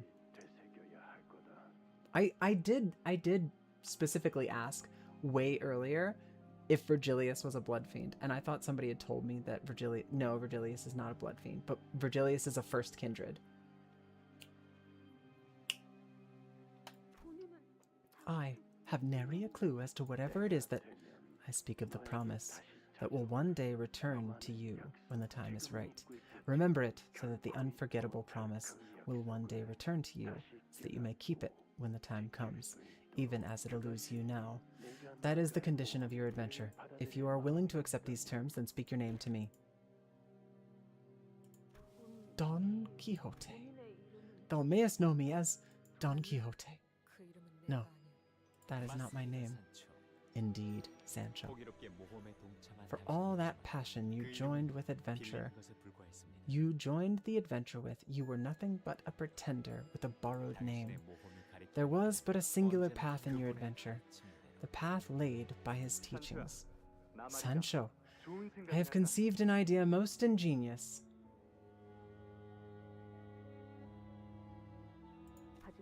Please, don't. I intend to take part in the Blood Fiend War. You don't mean, indeed, I shall stand with the humans. Not everyone is going to like your ingenious idea.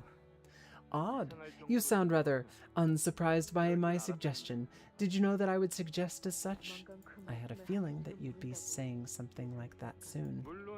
Of course, the other elders will come to lecture me or try to convince me otherwise. Sancho, expect many, many guests thus. Yes, I will prepare cookies baked with cinnamon. The venerated elder of B Corp can't seem to stop coughing upon ingesting one of those. I had intended to suggest that you inform all of them of my absence and lock up the castle gates, yet I find your suggestion more enticing. However, what truly concerns me is the resistance from your children. You needn't worry then. They are my family. I am certain they will understand. That brings me to a question, however. Sancho, how is it that you are still without kindreds of your own? I enjoy solitude. I wish to live the rest of my life looking forward and only forward. I would rather not have anyone tag along beside me. Speak to me again should that change. It will not, but I will. This war will be a long and difficult one. Difficult because we will have to slay our own kind. Indeed it shall be, yet if we may break their faiths only by breaking their skulls, then it shall be a war worth fighting for. Now that we are discussing this particular subject, Sancho, should the war end, well, in my victory, obviously? Sure. Anyway, should the war end, I intend to build a place in which everyone may be happy. Happy?